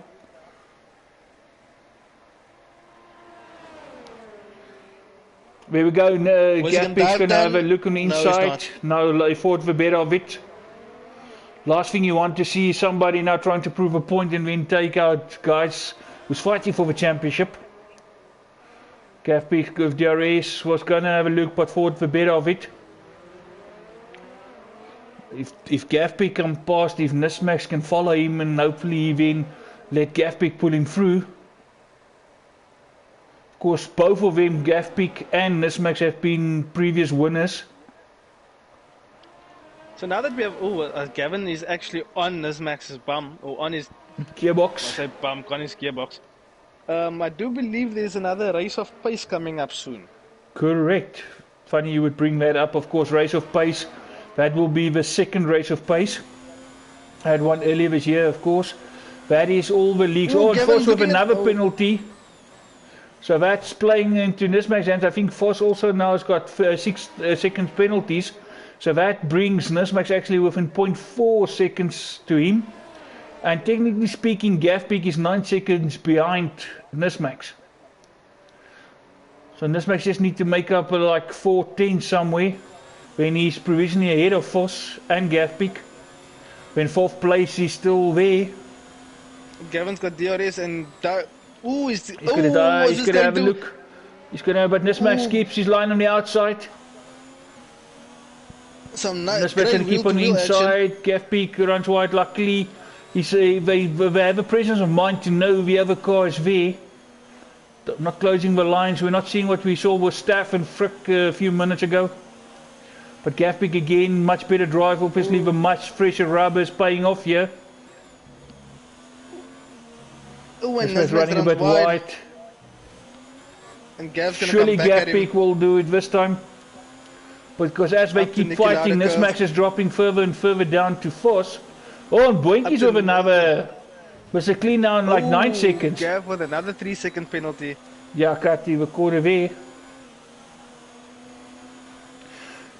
No, narrator, you say you want to work on your endurance. Look, 100% is not that bad. If you can do a 50%, it's just literally add another 50 to it. You get used to it.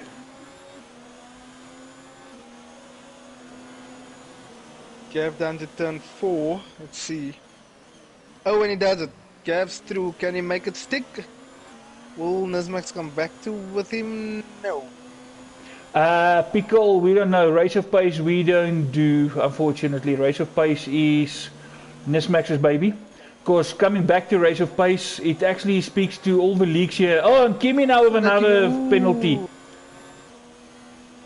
So that puts Vino almost in front. Well, but Vino also got penalties, so Quinton actually is in a good position to win this race if it stays like this.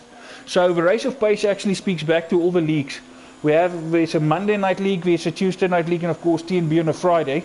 So as soon as these leagues are all done, the Race of Pace takes place, which is going to be next week Sunday, because everybody, all 3 of those leagues run 10 races and they all finish this week. So then next Sunday will be Race of Pace. It's actually going to be like the champions and the top drivers from those leagues that actually gets invited to make up a grid for Race of Pace. Rob is on Boinkies. They're also carrying penalties. Can Nismax hold on to Gav and let Gav pull him through? Vos now already 35 laps on those tyres. Vino is now under 6 seconds.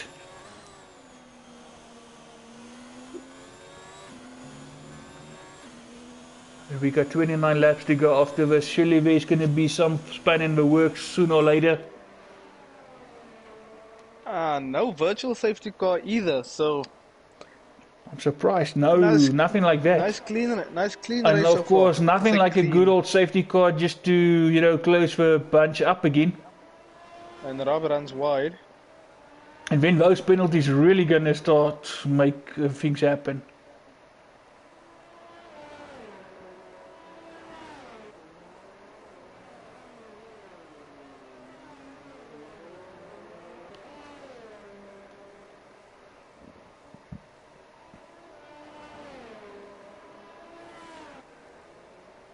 We know getting closer and closer. Quinton just not able to hold on. Rob is 5/10 behind Boinkies.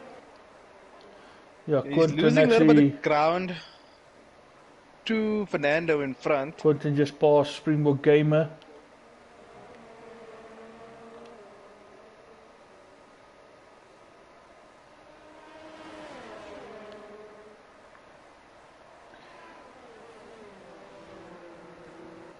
We know getting still closer.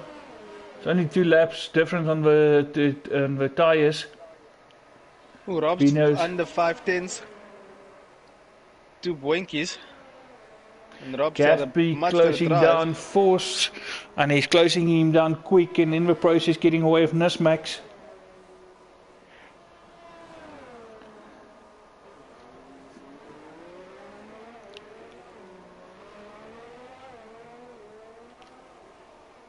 Not Fernando, 20 laps on softs, wow. So he can stop and he can actually put on mediums and run till the end because Vos has proven it. So definitely Fernando will go on the mediums. This could end up in tears. Rob goes around the long way around. Yeah, but he will have the inside line into the next corner. Still going to go for it. And remember, both of them are carrying penalties. And of course, chasing down not Fernando just in front of him.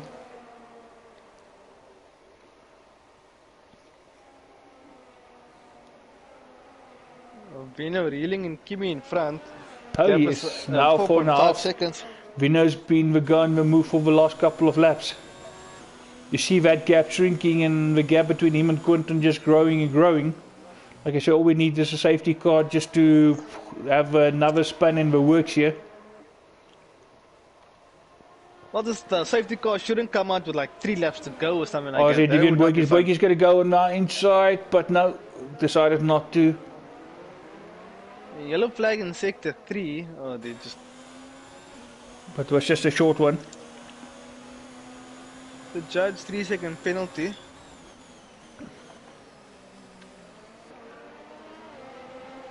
The Rob and Boinki's fighting is giving Fernando a chance to get away. Yes. And of course, I think it can also be a case of Nisma's looking after his tyres. If he can stretch these mediums now, he can have a final stint on the softs and take those softs and really go nuts on it. See, the judge just passed, Staff just passed. There we the go, judge. Gav Obviously, Picker the judge 108.7. Yeah, judging Staffy. Of his to give again. Oh, we got a yellow flag just ahead of a final corner. Ooh, and Fernando it's not jumped in the Fernando, pits. not Fernando spun and he got into the pits. I don't think, did he mean to go into the pits? No, it's pretty much more or less close to his time because 21 laps on those softs. So, yeah, there we go, stopping for the medium. So he's all set. He don't need to stop again. No, doesn't look like any damage. So he's sorted. Slow away. So he's finished. He don't need to stop again. I think Nismax will definitely just play it cool here. There's still 25 laps to go after this, so he would want to do at least another 6 laps, 7 laps on those mediums. Then he can really push on the set of softs, and I think this is pretty much what Voss is going to go for as well. Because Voss already 59 laps on those mediums. Make it 40. Yeah, 40 laps on those mediums. Quinton 25 laps on the mediums. Springbok game of 44 laps on the mediums. Yeah. Bearing in mind, he and Voss had to stop very early. Voss stopped on like lap 5 or 6 before that wing change. Because Springbok game has stopped like 2 laps into the race. The Chen on the softs, of course. Chen right there at the back, but again, remind you guys that he actually joined us halfway through the season. Never played F1 before. Joined this season. Done his first online. Was actually a 100% race. I've been running 100% races since then, obviously every race here. And he actually finished all his races so far. Not a lot of people can say they rocked up in a 100% league and then actually finish all of their first couple of races. And tonight, of course, he made the switch this afternoon.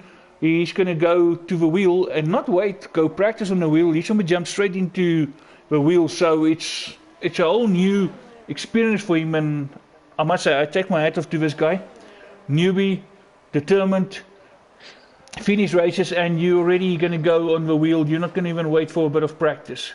That's how you do it. I suppose if there was a rookie of the season, it will probably go to him. Of course, now we talk about a rookie.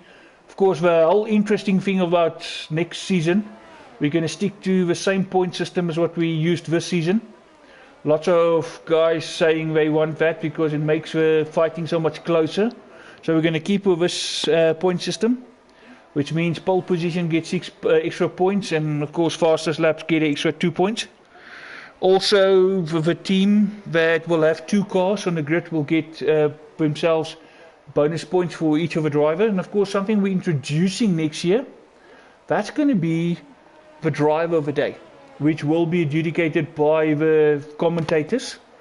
So the driver of the day will be awarded, and that person will get an extra 5 points. So it's pretty much everything to race for. Points on for grabs, of course.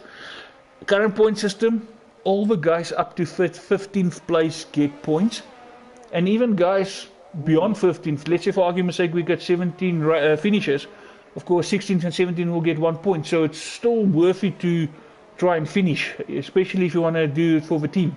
So as you can see, Kimi got another 3-second penalty, so that takes him to 9. So him and Gafpeak is now on 9. So I've got a question for you, Johan. Yes. So the driver of the day is obviously, and Judge is making a move on Springbok Gamer. But Springbok Gamer is not going to make it easy. Driver of the day is obviously chosen by us. If we can't decide, are we getting a third adjudicator? Yes. Or are we... Of course, if I say commentators, even going to be... if we have a guest commentator on the day, that guest commentator will be part of that discussion. Okay. Of course, if it's a matter where it's a deadlock between the commentators, it will be taken to the stewards. The panel of stewards can then obviously decide. Because I'm not going to set it out to the drivers. As much as I want to say, then I might as well say, you know what, all the supporters out there vote. But then take a night like tonight, everybody rocking up Nismax, you know, no offense people. I mean, everybody can vote Nismax. Nismax can drive like a complete Baruki that night, and then everybody vote for him. So it's just we're trying to keep it as fair as possible and as neutral as possible. Everybody have a fair chance. And of course, as commentators, we change camera angles. We drive on board with the different drivers. We see things happen which they don't, because obviously focusing on their own race. Hence, I say the commentators. But of course, the stewards can also watch the stream. Yeah. So Force finally put it. He's on his softs, so he's definitely going to do that soft stunt towards the end, which is I pretty much believe Nismax is going to do. Gaff Peak might push to the end, and I think Kimi's also going to go for soft tyres, surely, or not. Kimi's going to go for mediums. I suppose that we need to clarify that if you do watch the duel, if you do watch the two streams, it will be two different camera angles. Same race. Correct. It's just two different. Because I'm obviously focusing on certain drivers, you focusing on certain drivers. Yes. Sometimes we will be on the same driver, but so on that note, perspective. If you see the video not matching up to the commentary, guys, just keep that in mind. There's, of course, Dave has got his camera angle, I've got my camera angle. We stream two different channels, but we still use the same commentary on both. So just keep that in mind. And as I say that, with Kimi coming out of the pits, Nismax actually moved up to 4th because Quinton also stopped. So Nismax, 4th or 5th, that's where he wants to be, even 6th. Because Kimi finds himself in 2nd place at the moment, 14 seconds of Vino. So at the moment, the scales are in Nismax's favour. 4th place is where he wants to be if Kimi's in 1st place. If Kimi is in 2nd, below he wants to be a 6th, so Nismax is pretty much where he needs to be. Foss and Rob is having a battle once again. And Nismax would appreciate this if Rob can actually keep Foss at bay for a bit. But team order coming in on. Foss is going to have a go on the inside.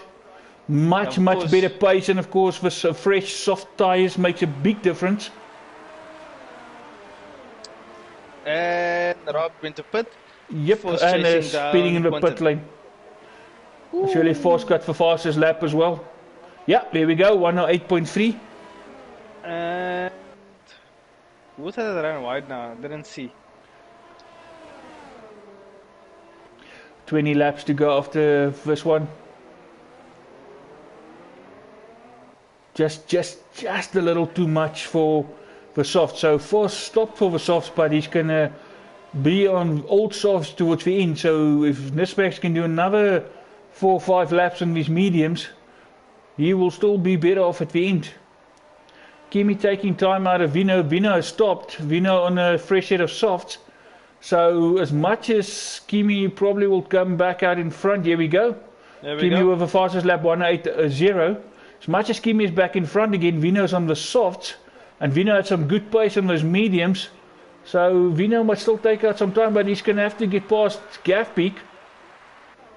But Gaff Peak already 17 laps old medium, so add another 20. He's also not going to have good tyres at the end, so Gaff Peak potentially might stop again.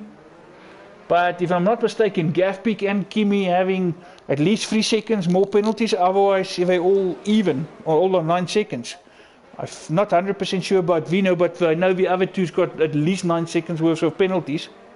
Let's check for you. Vino's got 1, 2, 3. Vino's got 9 seconds worth of penalties. Kimi also got 9.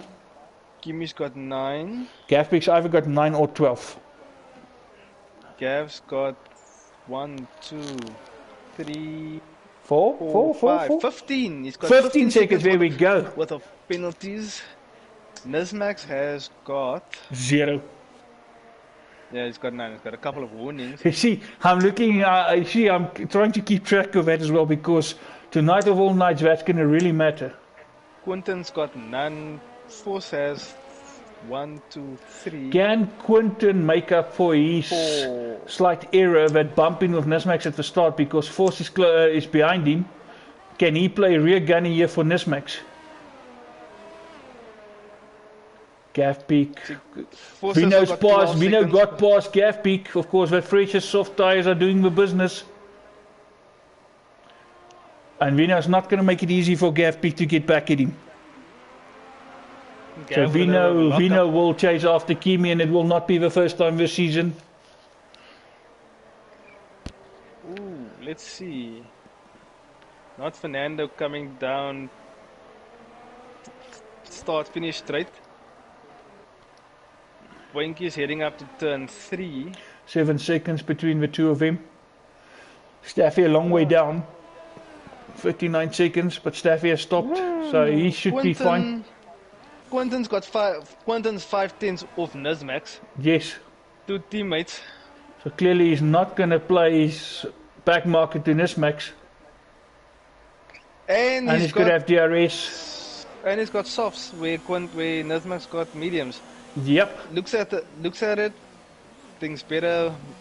17 laps. Nismax can actually start thinking of putting and coming in for those softs. Surely that last one will be softs, but there's 17. He fights on the inside. Not going to fight him too hard because he knows Quinton's got the fresher rubber, but it's not going to last for long. Because so 17 laps to go. Nismax can do softs. We actually saw Fernando going to, over 20 laps on softs, and there's been a good couple of stints on softs, so it's possible. Expect Nismax in within the next lap or so, when he's done and dusted, and he can use hopefully those soft tires to really push. Yeah, he's on 35. Because provisionally he's going to end up back in 6th place after he stopped. Surely if he's behind RGDV will let him pass, because RGDV has done so before. But Vino really closing down Kimi, hovering at the 4-second gap, and Gavpik not able to hold on. Just a moment ago he was within DRS, now he's like over 3 seconds behind. Ooh, Force on Nismax. Force has got 5 tenths off. Yeah, but again, Force on the fresher rubber and the softer rubber. Yeah. Again, that's why I say I believe Nismax is have to come in. For longer he stays out, because the longer he's going to stay out, he's going to jeopardize him. He's going to have to come in, get those soft tires on, and then go for that final push. 16 laps to go after this one, so he's going to have enough. He can do 16 laps on those softs. Also keep in mind, there's no heavy fuel load like in the beginning. The cars are much lighter, so now it's the ideal time for softs. And now bearing in mind, Foss and Quinton already did 6 and 5 laps respectively, and there's Gavpik on 20 lap old medium. So surely now is the perfect time for Nismax to consider those softs. He stays on the inside. Is he going to come in? Yes, he's going to come in. Surely this is going to be for softs. Nismax in. He's going to be behind RGDV, but I'm sure RGDV won't find him too much once Nismax comes up to him. Nicely slowed down, no penalties for speeding in the pit lane. Still keeping a cool head, going about his business. Soft tires going on, Nismax done and dusted, his pit stop is done. RGDV coming past. Yep. But Nismax will chase him down, surely. RGDV also 5 lap old tires. And I'm sure RGDV will be happy to give him the place back. Oh wow, Vino just took out a chunk out of... Oh yes, Vino's going to put Kimi under pressure. I'm not sure why Kimi went for another set of mediums.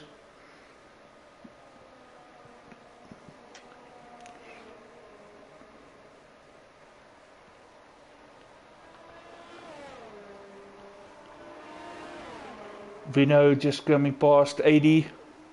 As you can see, when the distance going around first corner east, Kimi. And these two had an epic battle there in Bahrain.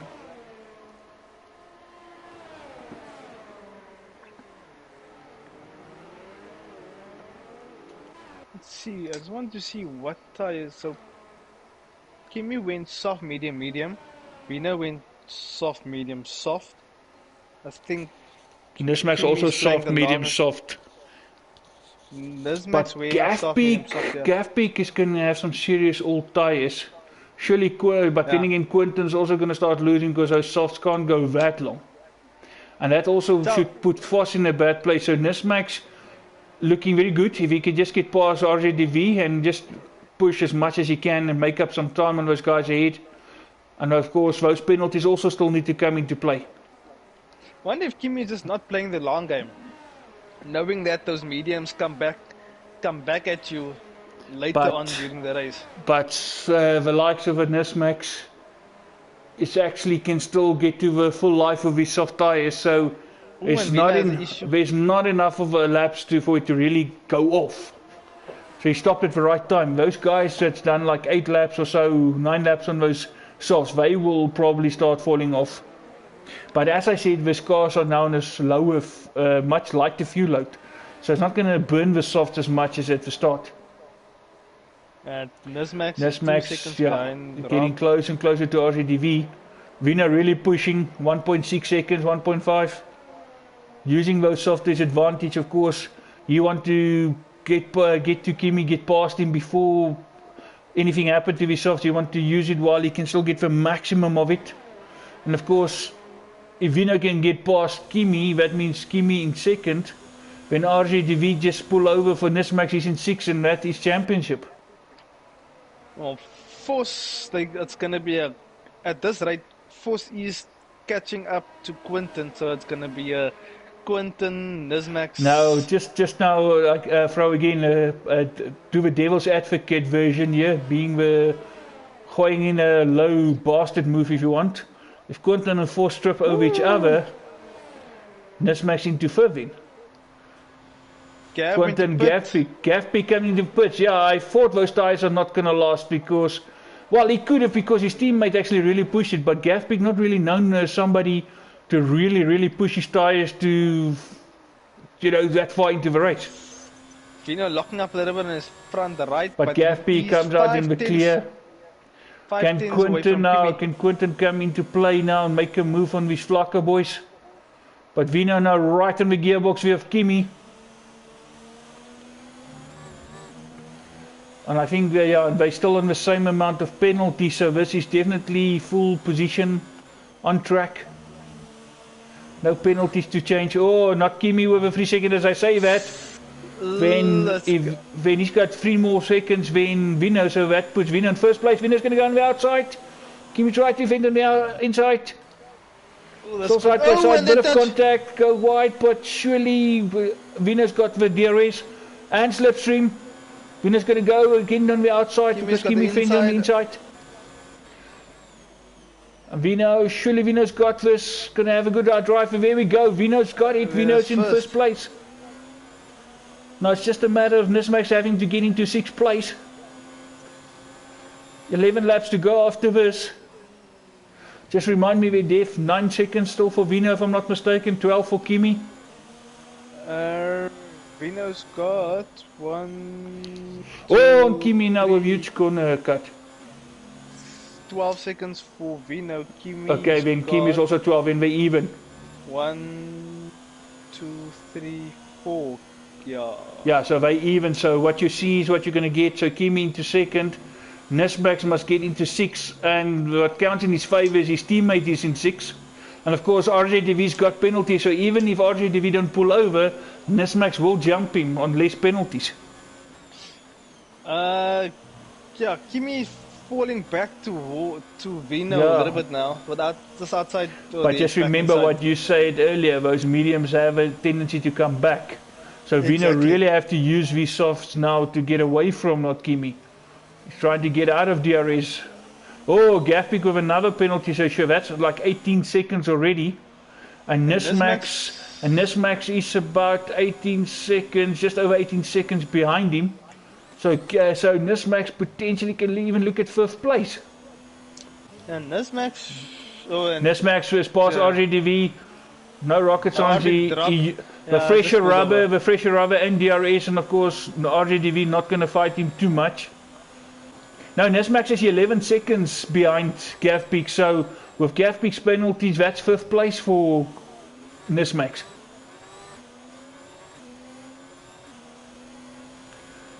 Of course, 20 seconds behind Force, so still some time to be made up here by Nismax.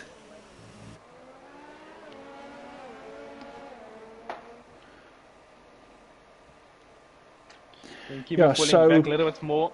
So 6th place, as I said, is 16, plus the 11-point lead is 27, and Kimi is sitting on 25 points at the moment, so 2 points. 2 points is what the championship will be won with if it stays like this. Unless Kimi now gets fastest lap and get that extra 2 points, but like I say, then it's a sudden death situation. We will have one more race next week. Who has the fastest lap? Oh wait, I can actually check. Hold on. Yeah, I think the last I saw it was Force or Quinton. That's Gavin. Gavin with a 107. Yeah, but it's because he recently went to those soft tires, of course.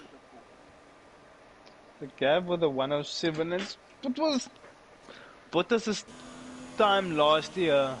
107.4 was the fastest race lap or the race. Nismax still 11 seconds behind Gavpeak, but Gavpeak also, they're both on fresh softs compared to Force in front, so they're closing the gap to Force.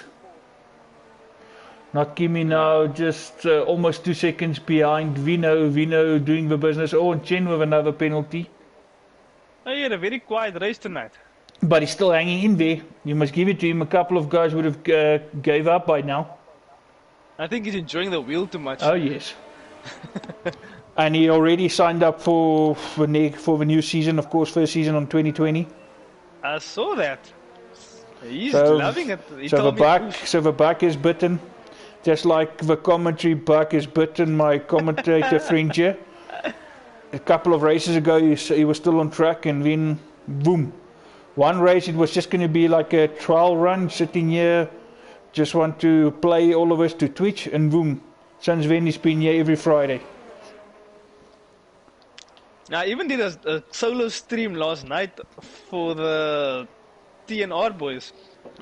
Some frick actually, the judge actually had a brilliant first part of that race, lost it as well, so he's back into full racing mode. Ooh, Quinton being chased down here by Force. Force really having one of his better races, everything just falling in place for him tonight. If those boys can only work on their penalties, they would be in such a better position. Yes. I mean, Gav won so many races but lost them on penalties. And so did Force as well. 2 races already come to mind. Russia and, of course, last week Canada, which Force was those penalties. But, yeah, something to work on. The pace is there, and unfortunately with the pace is a bit of corner cutting. That is why Nismax seems a bit slower, but he keeps it clean. He doesn't take as much of a corners. So if we are going to do 5 lappers tomorrow, I would like to do Canada since I missed it last week, and I am a 5-time world champion at Canada. I don't think everybody will know the joke of that. Of course, Wall of Champions, it's all about claiming the champions, hence the name Wall of Champions. So what Dave is trying to say is if he says he's a 5-time world champion, it means 5 times he hit the Wall of Champions on 5 different occasions. Force in DRS range, surely Quinton is not going to stay in third for long. But Force is just not close enough, not for the time being at least. 6 laps to go, and so far no safety car. Are we going to have a race, the first race the season, the last race of the season, no safety car? Also the race that they had the most battles from my point of view.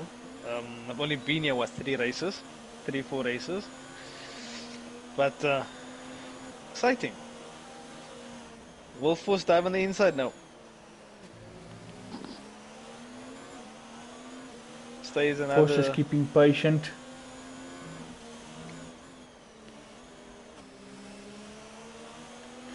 Nismax is, just need to hold on to this, what he's doing now. Doesn't look like Kimi's gonna make something happen in front there with Vino. So Vino actually the man to do the business for Nismax by knocking Kimi into second. But just now keeping clean, make sure that he doesn't get any further penalties. Because there are the same amount of penalties there in front. Now Vos ever so close to Quinton.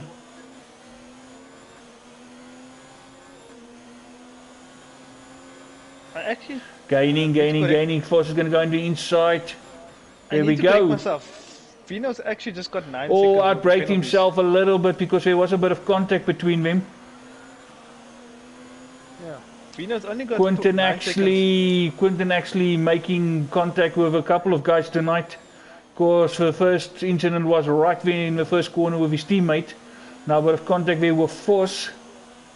And they come up to back market as well. Try to close the gap on Vos. Bit of movement there in the braking zone. Oh, and another time penalty there for Vos now. Gap getting closer and closer. They still got another 5 seconds to close.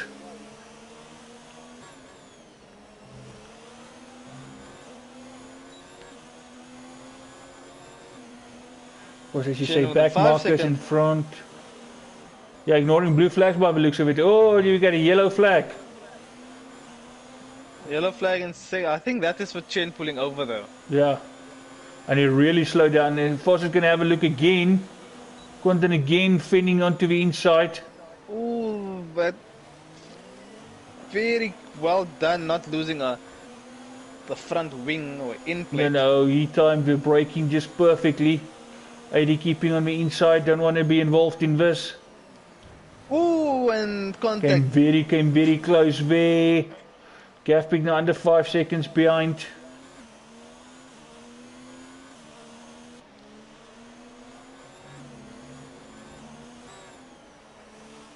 Kimi now more than 3 seconds behind Vino. Gives Vino just that extra breathing space, so should he get another 3-second penalty, he can still be in front. So Vino's actually just got 9 seconds worth of penalties. Kimi's got 12. Take a look. Yeah, Kimi's got 12. Yeah, but like I say, if he gets another penalty, he's got enough time to make up for that to still be in front. Yeah. Because it actually gives him a benchmark of almost 2, but as I say, that Kimi makes the gap less than 3 seconds. Our closest battle at the moment is still these two, Vos and Quinton. Elsewhere RZDV with just under 2 seconds behind Nismax. But I think RZDV is not, it's just going to play rear gunner there, make sure that he protects Nismax. Nismax not dropping a place down, and he's definitely not going to challenge for that 6th place. Definitely a guy that played the team role tonight. Missing a few races, no, there's nothing really in it for him, so he's going to help his teammate win the championship.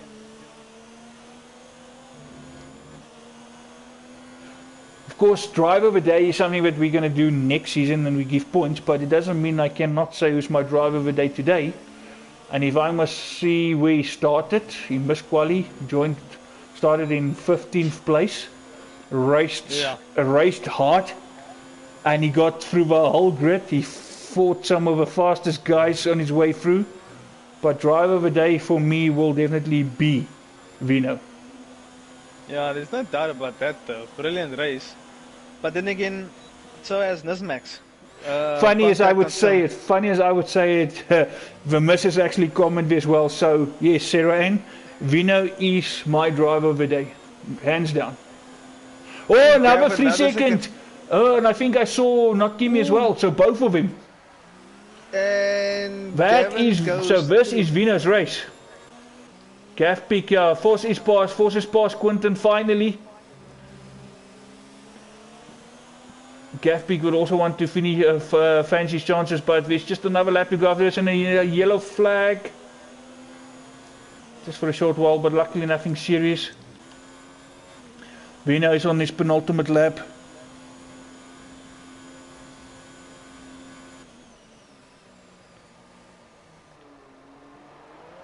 Yellow flag again. Oh, and Chen. Chen's Nismax retired as well.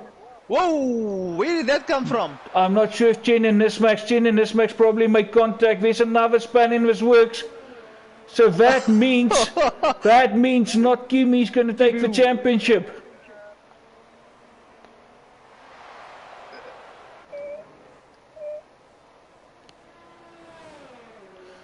Unfortunately, that is Nismax out.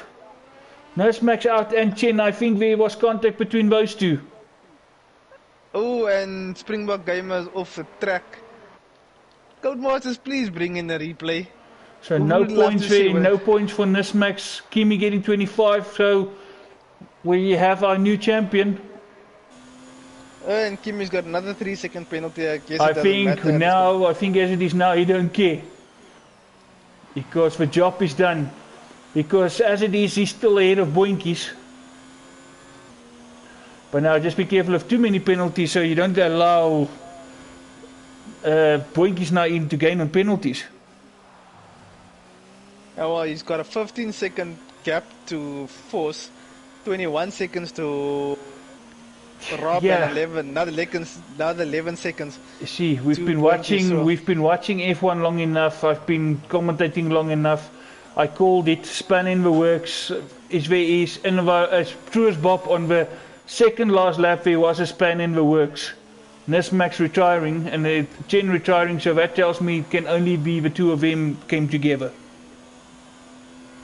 Now maybe Nismax tried to lap Chen and Chen wasn't aware of him.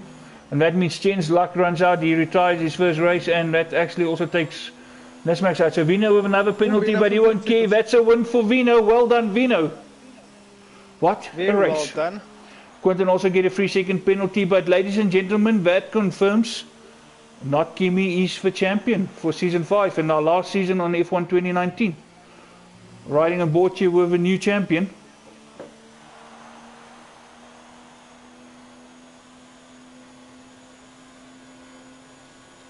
Just waiting for everybody to come around. A couple of penalties obviously still to be, come into play. Let's see what happens. Yeah, not Kimi is into third, Quentin to second.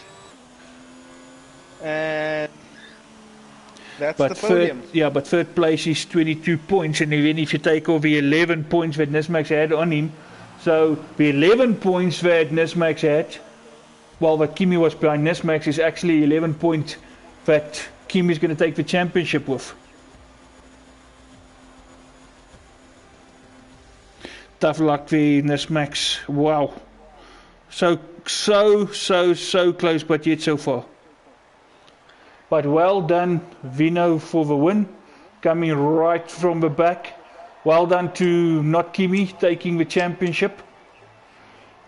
Surely, what a time to have Charles Glass back as your race engineer, doing the business. And maybe it's thanks to Charles that he had so many penalties tonight.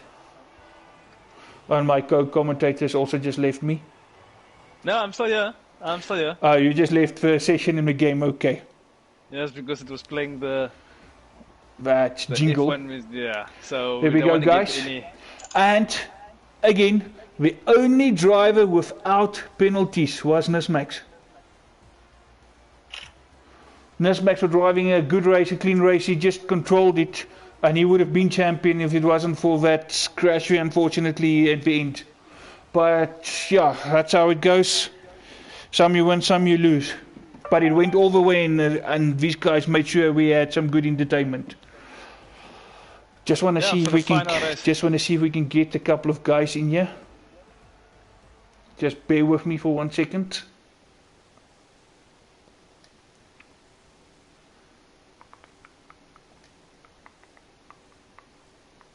But just waiting. See if we can get our top 3 in here. If technology just don't want to work with.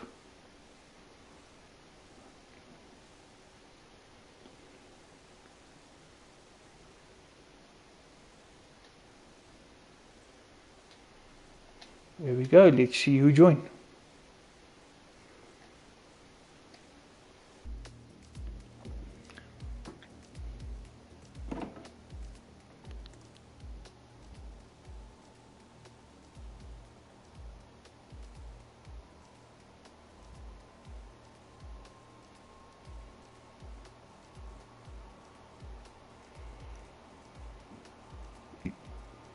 Toto Wolff takes another stake in Williams.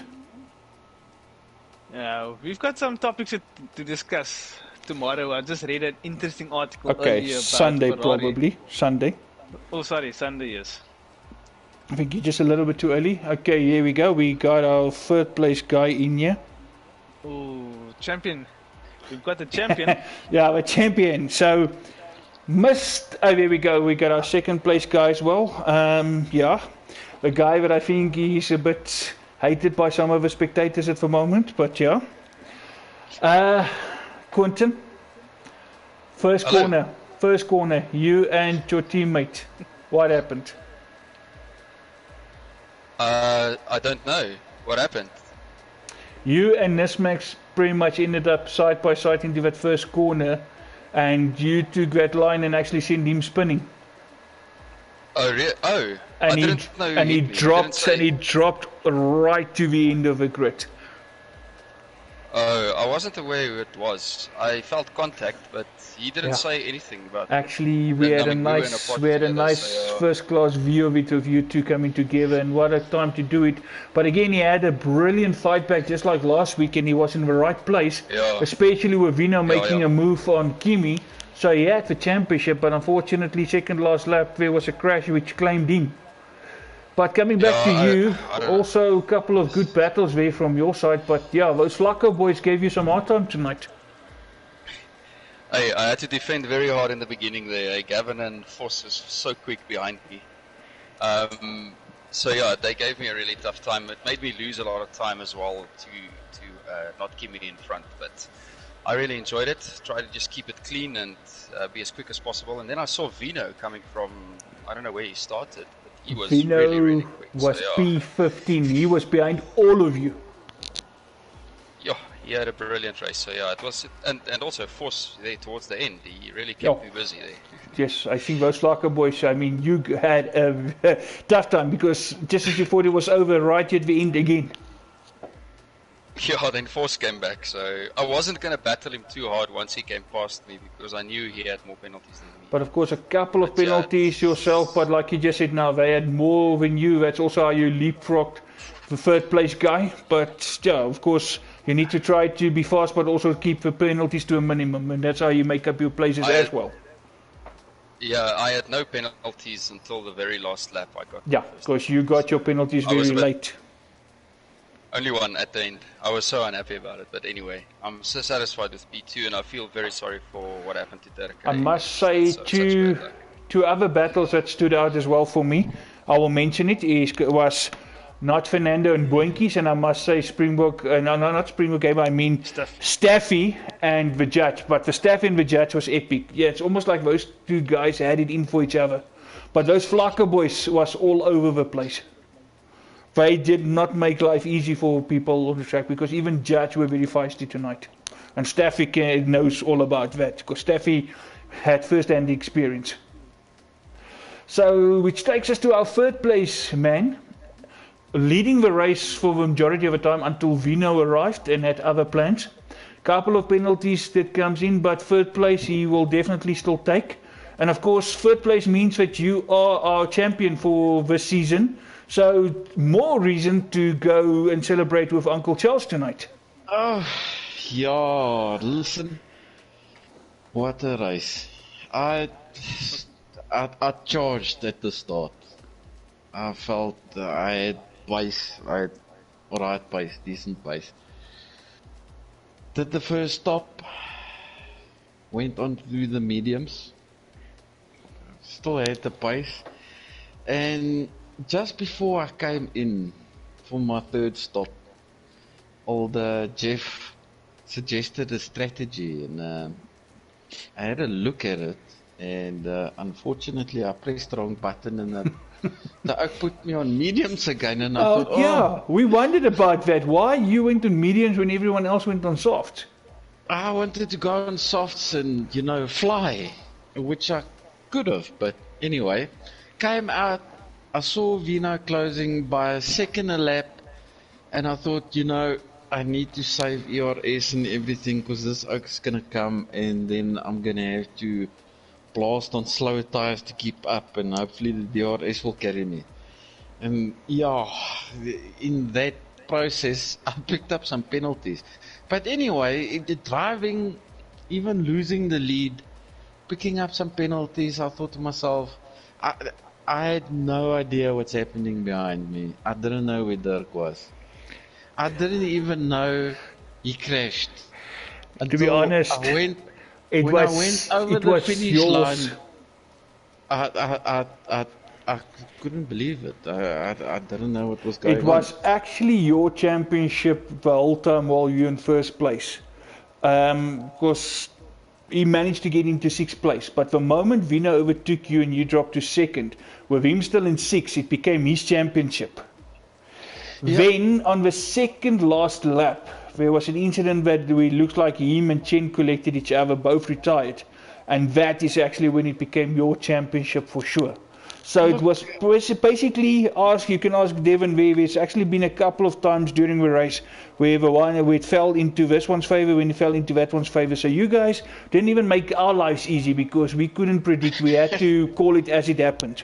Look, like I said, I had no idea what was going on behind me. I was focused on what I was doing. I had, the not sober boys in the chat and the flocker boys, we were all in one chat, and even with everything, even with the incident on the second last lap, I heard, I didn't know what was going on. I passed the accident.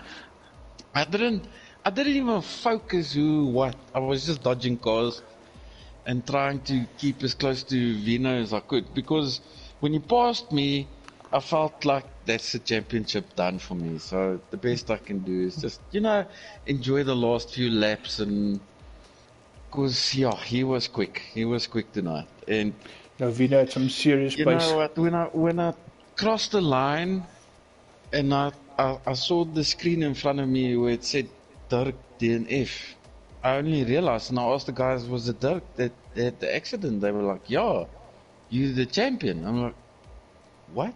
I couldn't believe it. But yeah, you better believe it. You are the champion. It feels good. I'm not gonna lie. But to win it like that, no, it's not the way you wanted to. I can only imagine, and I can look. We all know Dirk. Dirk is a class driver, class oak champion, boykie. And I just want to say, Boetie, ek is lief vir jou. And I know the perfect, knowing both you and Dirk, the perfect world, what you both would have wanted is to go wheel to wheel with each other, fighting for the championship. Oh yeah, definitely. No, I was quite surprised in qualifying. I think he qualified P6 or 7 or... Yeah, correct. Quite surprised by that, and that actually gave me a little bit of motivation to, push at the start and put pressure on the Oaks so they can fight amongst each other to try to keep with the pace. And of course, not the best of start from Gaff Peak, which also allowed you to get away very, very fast and actually get some cars between you. Yeah. But he also had a good start from 6 into 3rd. That first 10 laps, him and Quentin kept up, and I thought to myself, they start battling, just save enough of everything. When you see you pulling a gap, not pushing, then push. And that's what I did. I had a decent 8-7 seconds lead there, so... But you can never count out those Flaka boys, and Quentin just said it as well. Those Flaka boys, if they actually pull it off, if they can get all their luck and everything sorted, like Devin said earlier tonight as well, minimize some of those penalties. Those Flaka boys are really contenders, people that you can't count out. Everybody was quite quick tonight, which surprised me. A couple of guys. Fernando comes to mind. Fernando, he qualified in P4, P5. And he finished? And he had decent, while mentioning, I had a heart attack like 3 laps from the end where he missed his braking point when I was lapping him, and last thing you want to see. It was close. And no safety cars, no virtual safety cars. First time this season. Yeah, on the last race. Almost like the racing guards also played their part to make sure we get a good, proper send-off. Yeah. Anyway, you know, for me, racing this race, having a few beers, enjoying it with a whole bunch of oaks in the group, being the last. Oops, looks like there's some sound issues coming in now. But there's just Wanna, confirmation. sorry, You I just just want to say, last thing I want to say, you guys as well in the com box, everybody, the admins putting everything together, well done. This league is definitely, look, I raced in quite a few, and I can say this is one of the best, if not the best. So, thanks, gents. No, it's our pleasure. As long as everything falls in place, the guys enjoy it, and that's actually why we do this. It's our love for racing, especially F1, that brought us together doing this. And of course, one of our rules is for the guys to have fun. As long as they still have fun, that is why we still keep doing this. I also want to say to all our supporters out there and everybody who watched tonight, thank you so much for taking the time. Thank you for the support. And the people rocked up tonight. Lots of support, lots of build-up into this last race. Yes, we had to stream to a different channel tonight due to some technical issues, but we still got a stream. Just want to say thank you for all your support, and also thank you for all the drivers who participated and stayed with us the whole season for this final show-off. Of course, the next couple of weeks there will be a bit of a break from the stream, as we will do a couple of social races, give this game its proper send-off. And then in July we will resume with a stream again when we start with F1 2020, and the show will be back on the road. Till then, guys, thank you so much. Keep safe. Thank you. Take care of yourselves, and then we will see you in July. Nice. Cheers. Thanks. Well.